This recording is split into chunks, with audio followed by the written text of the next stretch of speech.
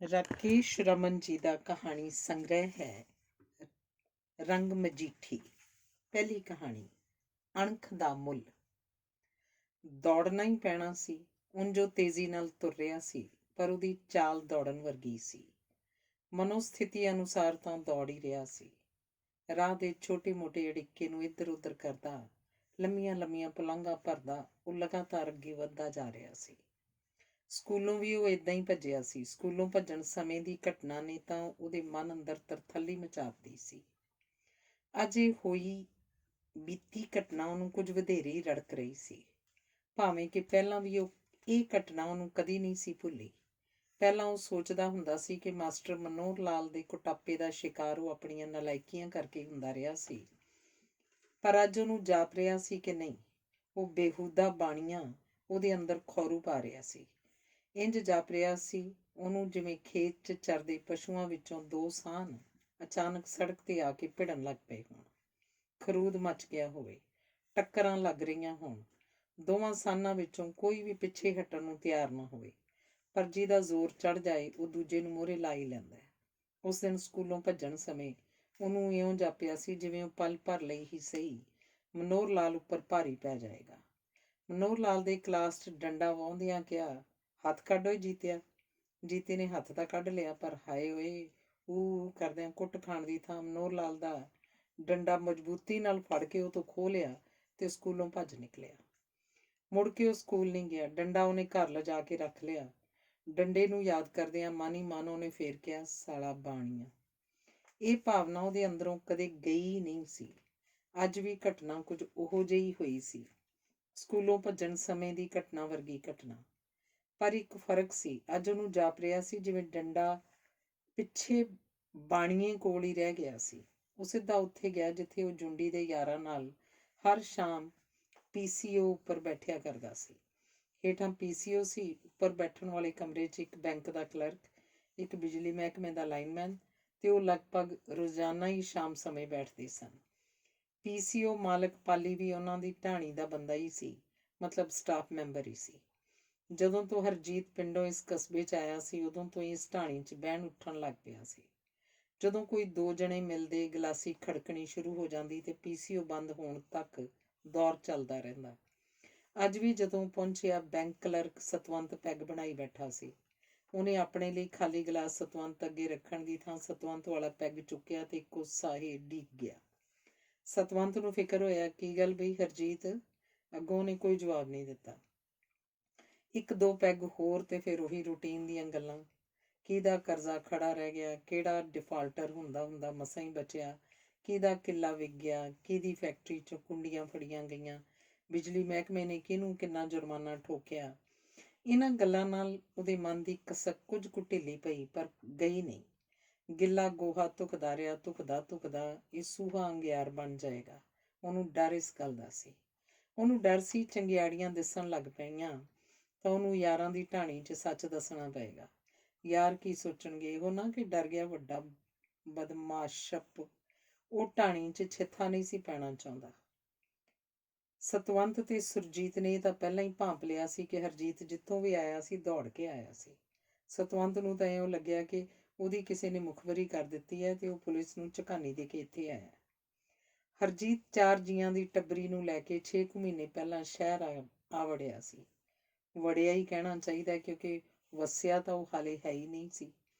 4 ਜੀਆਂ ਵਿੱਚ 2 ਦੇ ਮੁੰਡੇ ਸਨ, ਇੱਕ 6 ਸਾਲ ਦਾ ਤੇ ਦੂਜਾ 8 ਸਾਲ ਦੇ ਕਰੀਬ। ਜੱਦੀ ਪਿੰਡ ਉਹਨੂੰ ਛੱਡਣਾ ਪਿਆ ਸੀ। ਫੌਜਦਾਰੀ ਦੇ ਇੱਕ ਮਾਮਲੇ 'ਚ ਪੁਲਿਸ ਉਹਨੂੰ ਚੁੱਕਣ ਨੂੰ ਫਿਰਦੀ ਸੀ। ਪੁਲਿਸੀਏ ਆਉਂਦੇ ਤਾਂ ਉਹ ਉਹਨਾਂ ਨੂੰ ਕਿਸੇ ਨਾ ਕਿਸੇ ਤਰ੍ਹਾਂ ਖਾਲੀ ਹੱਥ ਪਰ ਜੇਬ ਭਰ ਕੇ ਮੋੜ ਦਿੰਦਾ। ਇਸ ਤਰ੍ਹਾਂ ਕਿੰਨਾ ਕੁ ਚਿਰ ਚੱਲ ਸਕਦਾ ਸੀ। ਰੋਜ਼ ਦੇ ਅੱਕੇ ਹਰਜੀਤ ਨੇ ਚੁੱਪ ਚੁਪੀਤੇ ਪਿੰਡ ਵਾਲੇ ਘਰ ਦਾ ਸੌਦਾ ਕੀਤਾ ਤੇ ਬਿਨਾਂ ਕਿਸੇ ਨੂੰ ਭਿਣਕ ਪੈਣ ਦਿੱਤਿਆਂ ਸ਼ਹਿਰ ਦੀ ਸੰਘਣੀ ਆਬਾਦੀ 'ਚ ਇੱਕ ਛੋਟਾ ਜਿਹਾ ਘਰ ਲੈ ਲਿਆ। 2 ਕਿੱਲੇ ਜ਼ਮੀਨ ਠੇਕੇ ਦੇ ਦਿੱਤੀ। ਉਹਦੀ ਨਵੀਂ ਰਿਹਾਇਸ਼ ਬਾਣੀਆਂ ਦੇ ਮੁਹੱਲੇ 'ਚ ਸੀ। ਉਹ ਸਾਰੇ ਹਿੰਦੂਆਂ ਨੂੰ ਬਾਣੀਏ ਹੀ ਆਖਦਾ ਹੁੰਦਾ ਸੀ। ਡਰੂ ਕੌਮ ਹੈ, ਉਹਦੇ ਦਾਬੇ ਹੇਠ ਰਹੇਗੀ, ਇਹ ਉਹਦਾ ਯਕੀਨ ਸੀ, ਤੇ ਜੇਕਰ ਨਹੀਂ ਵੀ ਦਾਬੇ ਥੱਲੇ ਰਹੂ ਤਾਂ ਉਹਨੇ ਕਿਸੇ ਤੋਂ ਕੀ ਲੈਣਾ ਸੀ। ਚੁੱਪਚਾਪ ਪੁਲਿਸ ਤੋਂ ਬਚ ਕੇ ਦਿਨ ਹੀ ਤਾਂ ਕੱਟਣੇ ਸਨ ਤੇ ਸਭ ਕੁਝ ਠੀਕ ਠਾਕ ਹੋ ਜਾਣ ਤੇ ਪਿੰਡ ਪਰਤ ਜਾਣਾ ਸੀ। ਬਾਣੀਆਂ ਬਾਰੇ ਹਰਜੀਤ ਦੇ ਜੋ ਵੀ ਵਿਚਾਰ ਸਨ ਪੱਕੇ ਸਨ। ਉਹਦੀ ਢਾਣੀ ਦੇ ਪਾਲੀ ਨੇ ਇੱਕ ਵਾਰ ਉਹਨੂੰ ਇਹ ਕਹਿ ਕੇ ਜ਼ਰਾ ਸੁਚੇਤ ਵੀ ਕੀਤਾ ਸੀ, ਆਪਦੀ ਗਲੀ 'ਚ ਕੁੱਤੇ ਵਾਲੀ ਕਹਾਵਤ ਨਾ ਭੁੱਲੀ ਜੀਤਿਆ। ਹਰਜੀਤ ਪਾਲੀ ਦੀ ਚੇਤਾਵਨੀ ਉਵੇਂ ਹੀ ਭੁੱਲ ਗਿਆ ਜਿਵੇਂ ਕੋਈ ਖਾਧੀ ਪੀਤੀ 'ਚ ਅਕਸਰ ਭੁੱਲ ਜਾਇਆ ਕਰਦਾ ਹੈ। ਪਿੰਡ 'ਚ ਬਾਣੀਆਂ ਨਾਲ ਹਰਜੀਤ ਦਾ ਵਾਹ ਰਿਹਾ ਸੀ। ਬੱਚੇ ਤੋਂ ਲੈ ਕੇ ਬੁੱਢੇ ਤੱਕ ਇਹ ਨਾ ਸਿਰਫ ਡਰਾਕਲ ਹੀ ਹੁੰਦੇ ਸਨ, ਸਗੋਂ ਇਹਨਾਂ ਦੇ ਮੁਕਾਬਲੇ ਦੂਜਿਆਂ ਦਾ ਰੋਹਬ ਵੀ ਵੱਧ ਸੀ। ਪਿੰਡ ਵਿੱਚ ਜੋ ਕੁਝ ਵੀ ਰੋਹਬ ਦਾ ਚਿੰਨ੍ਹ ਸੀ, ਉਹ ਹਰਜੀਤ ਗਿਆਨ ਦੀ ਕੌਮ ਨੇ ਆਪਣੇ ਲਈ ਰਾਖਵਾਂ ਰੱਖਿਆ ਸੀ। ਹਰਜੀਤ ਜਦੋਂ ਕਦੇ ਪੜ੍ਹਦਾ ਜਾਂ ਸੁਣਦਾ ਸੀ ਕਿ ਬਾਣੀਏ ਸਰਕਾਰੀ ਰਿਕਾਰਡ 'ਚ ਆਪਣੀ ਬੋਲੀ ਹਿੰਦੀ ਲਿਖਵਾਉਂਦੇ ਹਨ, ਤਾਂ ਉਹਦੇ ਦਿਲ ਨੂੰ ਇਹ ਗੱਲ ਚੰਗੀ ਲੱਗਦੀ ਸੀ। ਉਹ ਹਿੱਕ ਚੌੜੀ ਕਰਕੇ ਆਪਣੇ ਲੋਕਾਂ ਨੂੰ ਆਖਦਾ, ਹਿੰਦੀ ਹੋਣੀ ਚਾਹੀਦੀ ਹੈ ਇਹਨਾਂ ਦੀ ਬੋਲੀ, ਪੰਜਾਬੀ ਬੋਲੀ ਨਹੀਂ ਹੋ ਸਕਦੀ, ਕਰਾੜਾਂ ਦੀ ਬੋਲੀ। ਸਾਡੀ ਬੋਲੀ ਸਾਡੇ ਗੁਰੂਆਂ ਪੀਰਾਂ ਦੀ ਰੋਹਬਦਾਰ। ਇਵੇਂ ਹੀ ਉਹ ਧੋਤੀ ਤਿਲਕ ਨੂੰ ਬਾਣੀਆਂ ਦੀ ਪਛਾਣ ਦੱਸ ਕੇ ਖੁਸ਼ ਹੁੰਦਾ। ਕੁੜਤੇ ਚਾਦਰੇ ਚੀਰੇ ਕੈਂਠੇ ਫੁਲਕਾਰੀਆਂ ਆਦਿ ਨੂੰ ਬਾਣੀਆਂ ਲਈ ਅਣਢੁਕਵੀਆਂ ਦੱਸਦਾ। ਸਿੱਖ ਧਰਮ ਵੀ ਉਹਨੂੰ ਹਿੰਦੂਆਂ ਬਾਣੀਆਂ ਲਈ ਬੇਮੇਲ ਲੱਗਦਾ। ਉਹ ਨੇਮ ਨਾਲ ਗੁਰਦੁਆਰੇ ਜਾਂਦਾ, ਬਾਣੀਏ ਹਿੰਦੂ ਉਹਨੂੰ ਕਦੇ ਗੁਰਦੁਆਰੇ ਆਏ ਦਿਖਾਈ ਨਾ ਦਿੰਦੇ। ਉਹ ਗੁਰਦੁਆਰੇ ਆਉਂਦੇ ਨਹੀਂ ਸਨ। ਹਾਂ, ਉਹਨਾਂ ਦੀਆਂ ਤੀਵੀਆਂ ਜ਼ਰੂਰ ਸੰਗਰਾਂਦ ਵਾਲੇ ਦਿਨ ਗੁਰਦੁਆਰੇ ਆਉਂਦੀਆਂ। ਪਿੰਡ ਵਿੱਚ ਗੁਰਦੁਆਰੇ ਦਾ ਹੀ ਧਾਰਮਿਕ ਕੇਂਦਰ ਵਜੋਂ ਮੌਜੂਦ ਹੋਣਾ ਤੇ ਇਸ 'ਚ ਹਿੰਦੂਆਂ ਬਾਣੀਆਂ ਦਾ ਕੋਈ ਦਖਲ ਨਾ ਹੋਣਾ ਹਰਜੀਤ ਨੂੰ ਸਕੂਨ ਦਿੰਦਾ ਸੀ। ਹਰਜੀਤ ਦੇ ਪਾਲੇ ਹੋਏ ਭੁਲੇਖੇ ਦੂਰ ਹੋਣ ਦੀ ਗੱਲ ਤਾਂ ਇੱਕ ਪਾਸੇ ਰਹੀ, ਇੱਥੇ ਆ ਕੇ ਤਾਂ ਉਹ ਦੰਗ ਹੀ ਰਹਿ ਗਿਆ ਸੀ। ਇੱਥੇ ਬਾਣੀਆਂ ਮਤਲਬ ਹਿੰਦੂਆਂ ਦਾ ਪੂਰੇ ਪੰਜਾਬੀ ਜਲੌਚ ਰੋਹਬ ਸੀ। ਉਹ ਪੰਜਾਬੀ ਬੋਲਦੇ, ਪੰਜਾਬੀ ਧੁਨਾਂ ਗਾਉਂਦੇ, ਵਿਆਹਾਂ ਸ਼ਾਦੀਆਂ 'ਚ ਭੰਗੜੇ ਪਾਉਂਦੇ ਤੇ ਪੰਜਾਬੀ 'ਚ ਗਾਲਾਂ ਵੀ ਕੱਢਦੇ। ਮੁਹੱਲੇ 'ਚ ਇੱਕ ਗੁਰਦੁਆਰਾ ਵੀ ਸੀ ਜਿਹਦੀ ਸਾਂਭ ਸੰਭਾਲ ਹਿੰਦੂ ਪਰਿਵਾਰਾਂ ਵਿੱਚੋਂ ਸਿੱਖ ਸਜੇ ਹੋਏ ਬੰਦੇ ਪੂਰੀ ਮਰਿਆਦਾ ਅਨੁਸਾਰ ਕਰਦੇ ਤੇ ਬਾਣੀ ਦਾ ਸ਼ੁੱਧ ਉਚਾਰਨ ਵਿੱਚ ਪਾਠ ਵੀ ਉਹੀ ਕਰਦੇ। ਉਹ ਇਹ ਵੀ ਆਖਦੇ ਕਿ ਸੇਵਾ ਦੀ ਇਹ ਬਖਸ਼ਿਸ਼ ਗੁਰਾਂ ਨੇ ਆਪ ਉਹਨਾਂ ਤੇ ਕੀਤੀ ਹੈ। ਤਾਂ ਫਿਰ ਇੱਥੇ ਸਾਡਾ ਤਾਂ ਕੁਝ ਨਾ ਹੋਇਆ, ਹਰਜੀਤ ਨੇ ਇੱਕ ਦਿਨ ਸੋਚਿਆ ਤੇ ਉਹਨੂੰ ਲੱਗਿਆ ਜਿਵੇਂ ਉਹ ਪੂਰੀ ਤਰ੍ਹਾਂ ਠੁੱਕ ਗਿਆ ਹੋਵੇ, ਜਮਾਂ ਹੀ ਨੁਕਰੇ ਲੱਗ ਗਿਆ ਹੋਵੇ। ਉਹਦੇ ਅੰਦਰੋਂ ਹੌਕੇ ਵਰਗੀ ਗਾਲ ਨਿਕਲੀ, ਇਹ ਤਾਂ ਸਾਰਾ ਕੁਝ ਸਾਂਭੀ ਬੈਠੇ ਆ। ਤੇ ਆਪਣੇ ਆਪ ਨੂੰ ਸੰਬੋਧਿਤ ਹੁੰਦਿਆਂ ਕਿਹਾ, ਤੂੰ ਕਰ ਹਰਜੀਤ ਸਿਆਂ ਕੋਈ ਚਾਰਾ, ਲੱਭ ਕੋਈ ਆਪਣੇ ਜਿਉਣ ਜੋਗਾ ਟਿਕਾਣਾ। ਉਹਨੂੰ ਪਾਲੀ ਦੇ ਪੀਸੀਓ ਦੀ ਸ਼ਕਲ 'ਚ ਲੱਭ ਗਿਆ ਸੀ ਆਪਣੇ ਜਿਉਣ ਜੋਗਾ ਟਿਕਾਣਾ। ਇਹ ਬਾਜ਼ਾਰ ਵਿੱਚ ਸੀ। ਹਰਜੀਤ ਨੂੰ ਇੱਥੇ ਬਹੁਤ ਸਾਰੀਆਂ ਸਹੂਲਤਾਂ ਅਣਕਿਆਸੀਆਂ ਹੀ ਮਿਲ ਗਈਆਂ। ਪਾਲੀ ਕੌਂਸਲਰ ਸੀ, ਇੱਕ ਰਾਜਸੀ ਪਾਰਟੀ ਦੇ ਨੇਤਾ ਦਾ ਰਿਸ਼ਤੇਦਾਰ ਸੀ, ਲੋੜ ਪੈਣ ਤੇ ਪੁਲਿਸ ਪੱਖੋਂ ਉਹਦੀ ਮਦਦ ਕਰ ਸਕਦਾ ਸੀ। ਸਤਵੰਤ ਬੈਂਕ ਕਲਰਕ ਤੇ ਸੁਰਜੀਤ ਬਿਜਲੀ ਦਾ ਲਾਈਨਮੈਨ, ਦੋਵੇਂ ਪੇਂਡੂ ਪਿਛੋਕੜ ਸਨ। ਉਹਦੇ ਨਾਲ ਛੇਤੀ ਘੁਲ ਮਿਲ ਗਏ ਸਨ। ਕਦੇ ਕਦੇ ਗਲਾਸੀ ਖੜਕਾਉਂਦੇ ਉਹ ਇੱਕ ਸਾਂਝਾ ਸਵਾਲ ਕਰ ਦਿੰਦੇ, ਆਪਾਂ ਬਾਈ ਭਲਾ ਕਿਵੇਂ ਪਏ? ਪਾਲੀ ਜਵਾਬ ਦਿੰਦਾ, ਉਵੇਂ ਜਿਵੇਂ ਲੰਡੇ ਨੂੰ ਮੀਣਾ ਮਿਲਦਾ ਹੁੰਦਾ। ਲੱਭ ਜਾਂਦੇ ਹੁੰਦੇ ਆਪਣੇ ਬੰਦੇ, ਐਂ ਹੋਰ ਆਪਣੇ ਬੰਦਿਆਂ ਦਾ ਕਿਹੜਾ ਕੋਈ ਇਸ਼ਤਿਹਾਰ ਦੇਈਦਾ ਹੁੰਦਾ। ਇਹੋ ਜਿਹੀਆਂ ਛੋਟੀਆਂ ਛੋਟੀਆਂ ਗੱਲਾਂ ਕਰਦਿਆਂ ਦਾਰੂ ਦੀ ਬੋਤਲ ਮੁਕਾ ਅਧੀਏ ਦਾ ਭੁੱਸ ਪੂਰਾ ਕਰਦਿਆਂ ਹਰਜੀਤ ਨੂੰ ਪਤਾ ਹੀ ਨਾ ਲੱਗਦਾ ਕਦੋਂ ਸਮਾਂ ਬੀਤ ਗਿਆ। ਉਹਦੀ ਕੋਸ਼ਿਸ਼ ਹੁੰਦੀ ਕਿ ਉਹ ਉਦੋਂ ਘਰ ਪਰਤੇ ਜਦੋਂ ਸਾਰੇ ਮੁਹੱਲੇ ਵਾਲੇ ਕੁੰਡੇ ਜੰਦੇ ਮਾਰ ਅੰਦਰ ਵੜ ਚੁੱਕੇ ਹੋਣ। ਪਰ ਬਾਣੀਆਂ ਦੇ ਕੁਝ ਮੁੰਡੇ ਫਿਰ ਵੀ ਗਲੀਆਂ ਦੇ ਮੋੜਾਂ ਉੱਪਰ ਜਾਂ ਆਟਾ ਚੱਕੀ ਮੂਹਰੇ ਬਣੀਆਂ ਥੜਾਨੁਮਾ ਪੌੜੀਆਂ ਉੱਪਰ ਬੈਠੇ ਹੁੰਦੇ। ਕਿਸੇ ਕਿਸੇ ਨੇ ਸਿਗਰਟ ਵੀ ਸੁਲਗਾਈ ਹੁੰਦੀ। ਚਾਂਬਲੇ ਹੋਏ ਠਾਕੇ ਮਾਰਦੇ ਜਦੋਂ ਹਰਜੀਤ ਨੂੰ ਵਿਖਾਈ ਦਿੰਦੇ ਤਾਂ ਆਪ ਮੁਹਾਰਾ ਹੀ ਬੁੜਬੁੜਾਉਂਦਾ, ਸਾਲੀ ਬਿਗੜੀ ਹੋਈ ਬਾਣੀਆਂ ਮੰਡੀਰ। ਬੁੜਬੁੜਾਉਂਦਿਆਂ ਉਹ ਭੁੱਲ ਜਾਂਦਾ ਕਿ ਇਹੋ ਕੁਝ ਤਾਂ ਉਹ ਆਪ ਪਾਲੀ ਦੇ ਪੀਸੀਓ ਤੇ ਕਰਦਾ ਮੁੜਿਆ ਸੀ। ਉਹਦਾ ਦਿਲ ਤਾਂ ਕਰਦਾ ਸੀ ਇਸ ਮੁੰਡੇਰ ਦੇ ਗਲ ਪੈ ਜਾਏ, ਪਰ ਪਾਲੀ ਦੀ ਨਸੀਹਤ ਐਸੇ ਵਕਤ ਉਹਨੂੰ ਯਾਦ ਆ ਜਾਂਦੀ, ਬਗਾਨੀ ਥਾਂ ਆ ਕੇ ਜਿੰਨਾ ਹੋ ਸਕੇ ਪੰਗਾ ਲੈਣੋਂ ਬਚੀਏ। ਤੇ ਉਹ ਚੁੱਪਚਾਪ ਆਪਣੇ ਘਰ ਦੇ ਗੇਟ ਦੀ ਅੰਦਰਲੀ ਅਰਲ ਬਾਹਰ ਲੱਗੇ ਹੈਂਡਲ ਨਾਲ ਖੋਲ ਕੇ ਅੰਦਰ ਵੜ ਜਾਂਦਾ। ਮੁੰਡੇਰ ਦੇ ਠਾਕੇ ਕਿੰਨਾ ਸਮਾਂ ਉਹਨੂੰ ਸੌਣ ਨਾ ਦਿੰਦੇ। ਉਹਨੂੰ ਜਾਪ ਰਿਹਾ ਸੀ ਕਿ ਦਿਨੋਂ ਦਿਨ ਉਹਦੀ ਹਾਲਤ ਤਰਸਯੋਗ ਹੁੰਦੀ ਜਾ ਰਹੀ ਹੈ। ਗਲੀਆਂ ਦੇ ਮੋੜਾਂ ਤੇ ਖੜੀ ਮੁੰਡੇਰ ਨਾਲ ਹਰਜੀਤ ਨੂੰ ਨਾਰਾਜ਼ਗੀ ਹੋਰ ਵੀ ਸੀ। ਇਹ ਪੁੱਛਣ ਵਾਲੇ ਨੂੰ ਬਿਨਾਂ ਸੰਕੋਚ ਤੋਂ ਉਹਦਾ ਘਰ ਦੱਸ ਦਿੰਦੀ ਸੀ। ਇੱਕ ਦਿਨ ਪੁੱਛਦੇ ਪੁਛਾਉਂਦੇ ਦੋ ਪੁਲਿਸ ਵਾਲੇ ਚੱਕੀ ਤੱਕ ਆ ਪਹੁੰਚੇ। ਉਹਨਾਂ ਉਹਦਾ ਘਰ ਪੁੱਛਿਆ ਤਾਂ ਉਹਦੇ ਗੁਆਂਢੀ ਨੇ ਬਿਨਾਂ ਕਿਸੇ ਸੰਕੋਚ ਤੋਂ ਉਹਦਾ ਘਰ ਦੱਸ ਦਿੱਤਾ ਤੇ ਗੱਲੀ ਬਾਤੀ ਪੁਲਿਸ ਵਾਲਿਆਂ ਤੋਂ ਪਤਾ ਵੀ ਲਾ ਲਿਆ ਕਿ ਉਹ ਭਗੌੜਾ ਸੀ। ਕੁਦਰਤੀ ਉਸ ਦਿਨ ਉਹ ਘਰ ਨਹੀਂ ਸੀ, ਬਚਾਅ ਹੋ ਗਿਆ। ਬਾਅਦ 'ਚ ਉਹ ਪਾਲੀ ਨੂੰ ਵਿੱਚ ਪਾ ਕੇ ਕੁਝ ਦੇ ਲੈ ਕੇ ਪੁਲਿਸ ਵਾਲਿਆਂ ਦਾ ਮੂੰਹ ਬੰਦ ਕਰਨ 'ਚ ਸਫਲ ਹੋ ਗਿਆ। ਪਰ ਅੰਦਰੋਂ ਇਹ ਸੋਚ ਕੇ ਟੁੱਟ ਜਿਹਾ ਗਿਆ ਕਿ ਬੱਕਰੇ ਦੀ ਮਾਂ ਆਖਰ ਕਦ ਤੱਕ ਖੈਰ ਮਨਾਊਗੀ। ਦਿਨ ਪ੍ਰਤੀ ਦਿਨ ਉਹਦੇ ਅੰਦਰਲੀ ਤਲਖੀ ਵੱਧਦੀ ਗਈ। ਚਾਰ ਚੁਫੇਰੇ ਫਿਰਦੇ ਬਾਣੀਆਂ ਦੇ ਮੁੰਡੇ ਉਹਨੂੰ ਧ੍ਰਿਤ ਰਾਸ਼ਟਰ ਦੇ 100 ਪੁੱਤਰਾਂ ਵਰਗੇ ਲੱਗਦੇ ਤੇ ਉਹਨਾਂ ਨੂੰ ਇਉਂ ਤਾੜਦਾ ਰਹਿੰਦਾ ਜਿਵੇਂ ਉਹਨਾਂ ਵਿੱਚੋਂ ਦੁਰਯੋਧਨ ਨੂੰ ਪਛਾਣਨ ਦੀ ਕੋਸ਼ਿਸ਼ ਕਰ ਰਿਹਾ ਹੋਵੇ। ਉਹਨੂੰ ਲੱਗਦਾ ਕਿ ਇੱਕ ਨਾ ਇੱਕ ਦਿਨ ਉਹਦਾ ਆਪਾ ਬੇਕਾਬੂ ਹੋ ਜਾਏਗਾ ਤੇ ਉਹ ਦੁਰਯੋਧਨ ਨੂੰ ਦਬੋਚ ਲਏਗਾ। ਕਈ ਮੌਕੇ ਬਣੇ, ਕਈ ਬਾਣੀਆਂ ਬੱਚੇ ਉਹਦੀਆਂ ਅੱਖਾਂ 'ਚ ਦੁਰਯੋਧਨ ਬਣ ਕੇ ਰੜਕੇ, ਪਰ ਉਹਦੇ ਤੋਂ ਕੁਝ ਨਾ ਸਰਿਆ। ਉਹ ਬਸ ਰਿੱਝਦਾ ਹੀ ਰਹਿ ਗਿਆ। ਬਸ ਹੁਣ ਤਾਂ ਥੱਲੇ ਹੀ ਲੱਗ ਗਿਆ ਹਰਜੀਤ ਸਿਆਂ। ਆਪਣੇ ਆਪ ਨਾਲ ਗੱਲਾਂ ਕਰਦਿਆਂ ਆਪਣੇ ਆਪ ਨੂੰ ਇੰਝ ਸੁਣਾਇਆ ਜਿਵੇਂ ਉਹਦਾ ਆਪਾ ਦੋ ਖੰਡ ਹੋ ਗਿਆ ਹੋਵੇ, ਮਜ਼ਬੂਤ ਹਿੱਸਾ ਪਿੱਛੇ ਰਹਿ ਗਿਆ ਹੋਵੇ ਤੇ ਕਮਜ਼ੋਰ ਹਿੱਸੇ ਨੂੰ ਇੱਥੇ ਇਸ ਬੇਗਾਨੇ ਮੁਹੱਲੇ 'ਚ ਘੜੀਸੀ ਫਿਰਦਾ ਹੋਵੇ। ਅੱਜ ਤਾਂ ਹੱਦ ਹੀ ਹੋ ਗਈ ਸੀ। ਉਹਨੂੰ ਨਹੀਂ ਸੀ ਉਮੀਦ ਕਿ ਮੁੰਡੀਰ ਇੱਥੋਂ ਤੱਕ ਅਗਾਂਹ ਵੱਧ ਆਏਗੀ। ਖੇਤੀ ਦਾ ਸਾਰਾ ਸੰਦ ਸਮਾਨ ਹਰਜੀਤ ਨੇ ਪਿੰਡ ਹੀ ਵੇਚ ਵੱਟ ਲਿਆ ਸੀ। ਕਰਨਾ ਵੀ ਕੀ ਸੀ? ਐਵੇਂ ਮੰਗਣ ਵਾਲਿਆਂ ਨਹੀਂ ਭੰਨਣਾ ਸੀ। ਉਹਦਾ ਪਿੰਡ ਪਰਤ ਕੇ ਦੁਬਾਰਾ ਖੇਤੀ ਸ਼ੁਰੂ ਕਰਨ ਦਾ ਇਰਾਦਾ ਤਾਂ ਸੀ, ਪਰ ਉਹਨੇ ਸੋਚਿਆ ਕਿ ਜਦੋਂ ਦੁਬਾਰਾ ਸ਼ੁਰੂ ਕਰਾਂਗਾ ਉਦੋਂ ਨਵਾਂ ਬਣਾ ਲਾਂਗਾ। ਸੰਦ ਸਮਾਨ ਵਿੱਚੋਂ ਇੱਕ ਸੁਹਾਗਾ ਬਚ ਰਿਹਾ ਸੀ ਜਿਹਨੂੰ ਉਹ ਸ਼ਹਿਰ ਲੈ ਆਇਆ ਸੀ। ਇੱਥੇ ਘਰ ਦੇ ਮੂਹਰੇ ਗੇਟ ਦੇ ਨਾਲ ਉਹਨੇ ਬੜੀ ਸਾਵਧਾਨੀ ਨਾਲ ਇਹਨੂੰ ਲੇਟਣੇ ਲੋਟ ਇਉਂ ਟਿਕਾਇਆ ਸੀ ਕਿ ਲੰਘਣ ਵਾਲਿਆਂ ਨੂੰ ਕੋਈ ਅੜਿੱਕਾ ਨਾ ਲੱਗੇ। ਲੰਘਣ ਵਾਲੇ ਫੇਰ ਵੀ ਉਹਨੂੰ ਸੁਹਾਗਾ ਚੁੱਕਣ ਲਈ ਆਖਦੇ ਹੀ ਰਹਿੰਦੇ ਸਨ ਤੇ ਲੋਕਾਂ ਦੀ ਕਹੀ ਗੱਲ ਨੂੰ ਉਹ ਬਹੁਤਾ ਗੌਲਦਾ ਨਹੀਂ ਸੀ, ਕਿਉਂਕਿ ਸੁਹਾਗਾ ਰੱਖਿਆ ਹੀ ਬੜੇ ਢੰਗ ਨਾਲ ਗਿਆ ਸੀ। ਇੱਕ ਦਿਨ ਮੁਹੱਲੇ ਦਾ ਹੀ ਇੱਕ ਮੁੰਡਾ ਸਕੂਟਰ ਤੇ ਅਟਖੇਲੀਆਂ ਕਰਦਾ ਸੁਹਾਗੇ ਨਾਲ ਖਹਿ ਗਿਆ। ਫਿਰ ਕੀ ਸੀ, ਪਲਾਂ 'ਚ ਹੀ ਮੁੰਡੀਰ ਇਕੱਠੀ ਹੋ ਗਈ ਤੇ ਉਹਨਾਂ ਸੁਹਾਗਾ ਚੁੱਕ ਕੇ ਹਰਜੀਤ ਦੇ ਵਾਗਲੇ ਦੀ ਕੰਧ ਟਪਾ ਕੇ ਉਹਦੇ ਵਿਹੜੇ 'ਚ ਸੁੱਟ ਦਿੱਤਾ। ਹਰਜੀਤ ਅੰਦਰ ਹੀ ਸੀ। ਉਹ ਭੜਕ ਪਿਆ। ਭਰਿਆ ਪੀਤਾ ਮੁੰਡੀਰ ਨਾਲ ਉਲਝ ਗਿਆ। ਮੁੰਡੀਰ ਭਾਰ ਰੂ ਦੇਖ ਮੌਕਾ ਤਾੜੂ ਭੱਜ ਨਿਕਲਿਆ। ਉਹਨੇ ਸ਼ੁਕਰ ਕੀਤਾ ਕਿ ਉਹਦੇ ਮਗਰ ਕੋਈ ਨਹੀਂ ਸੀ ਦੌੜਿਆ ਤੇ ਹੁਣ ਉਹ ਪਾਲੀ ਦੇ ਪੀਸੀਓ ਤੇ ਬੈਠਾ ਸੀ। ਉਹਦੇ ਨਾਲ ਕੀ ਵਾਪਰਿਆ ਉਹਨੇ ਢਾਣੀ 'ਚ ਨਹੀਂ ਦੱਸਿਆ। ਆਪਣੇ ਹਾਵ ਭਾਵ ਵੀ ਉਹਨੇ ਕਾਬੂ 'ਚ ਰੱਖੇ ਤਾਂ ਕਿ ਉਹਦੇ ਅੰਦਰਲਾ ਤੂਫਾਨ ਜ਼ਾਹਿਰ ਨਾ ਹੋ ਜਾਏ। ਪਰ ਆਖਰ ਉਹਦੇ ਅੰਦਰਲਾ ਜੇਰਾ ਡੋਲ ਹੀ ਗਿਆ ਤੇ ਉਹਨੇ ਬੜੀ ਢਿਲਕਵੀਂ ਜਿਹੀ ਆਵਾਜ਼ 'ਚ, ਜਿਵੇਂ ਕੋਈ ਕਤੂਰਾ ਟੌਂਕਰਦਾ ਹੈ, ਪਾਲੀ ਨੂੰ ਕਿਹਾ, ਪ੍ਰਧਾਨ, ਘਰ ਦਾ ਕੋਈ ਗਾਹਕ ਹੋਇਆ ਤਾਂ ਦੱਸੀ। ਕੀ ਗੱਲ, ਵੇਚ ਦੇਣਾ? ਹਾਂ, ਤੂੰ ਸੌਦਾ ਕਰ ਲਈ। ਮੰਦਾ ਚੱਲ ਰਿਹਾ, ਉਹ ਮੁੱਲ ਨਹੀਂ ਮਿਲਣਾ। ਜਿਹੜਾ ਮਰਜ਼ੀ ਮੁੱਲ ਮਿਲੇ, ਘਰਾਂ ਦਾ ਕਿਹੜਾ ਮੁੱਲ ਹੁੰਦਾ? ਮੁੱਲ ਹੁੰਦਾ ਅਣਖ ਦਾ, ਵੀਰ ਮੇਰਿਆ। ਲਫ਼ਜ਼ ਅਣਖ ਬੋਲਦਿਆਂ ਹਰਜੀਤ ਦੀ ਆਵਾਜ਼ ਲੜਖੜਾ ਗਈ ਸੀ। ਕਿਉਂ ਲੜਖੜਾਈ ਸੀ ਇਹਦਾ ਪਤਾ ਸਿਰਫ ਹਰਜੀਤ ਨੂੰ ਸੀ। ਢਾਣੀ ਲਈ ਤਾਂ ਇਹ ਉਹਦੇ ਵੱਲੋਂ ਉੱਪਰੋਂ ਥੱਲੇ ਕਾਲੀ ਕਾਲੀ ਖਿੱਚੇ ਪੈਗਾਂ ਦਾ ਅਸਰ ਸੀ। ਧੰਨਵਾਦ। ਅਗਲੀ ਕਹਾਣੀ ਹੈ ਰੰਗ ਮਜੀਠੀ। ਬੈਠੇ ਬੈਠੇ ਸੁਰਤੀ ਬਚਪਨ ਵੱਲ ਘੁੰਮ ਗਈ। ਸੁਰਤੀ ਮਨ ਦੀ ਗਤੀਵਿਧੀ ਅਜਿਹੀ ਹੈ ਕਿ ਬੰਦੇ ਦਾ ਕਿੰਨਾ ਵੀ ਨਿਯੰਤਰਣ ਕਿਉਂ ਨਾ ਹੋਵੇ, ਆਪਣੇ ਆਪ ਉੱਪਰ ਸੁਰਤੀ ਨੂੰ ਆਪਣੇ ਵੱਲ ਖਿੱਚਣ ਦਾ ਦਾਅਵਾ ਨਹੀਂ ਕਰ ਸਕਦਾ। ਸੁਰਤੀ ਬਚਪਨ ਵੱਲ ਮੁੜੀ ਤਾਂ ਯਾਦ ਆਇਆ ਕਿ ਜਦੋਂ ਵੀ ਕੋਈ ਇਸ ਤਰ੍ਹਾਂ ਦੀ ਗੱਲ ਕਰ ਬਹਿਣਾ ਜੋ ਪਾਪਾ ਨੂੰ ਪਸੰਦ ਨਹੀਂ ਸੀ ਹੁੰਦੀ ਤਾਂ ਉਹਨਾਂ ਹਰ ਵਾਰ ਇਹੋ ਕਹਿਣਾ, ਰਿਹਾ ਨਾ ਫਿਰ ਗਧੇ ਦਾ ਗਧਾ ਹੀ।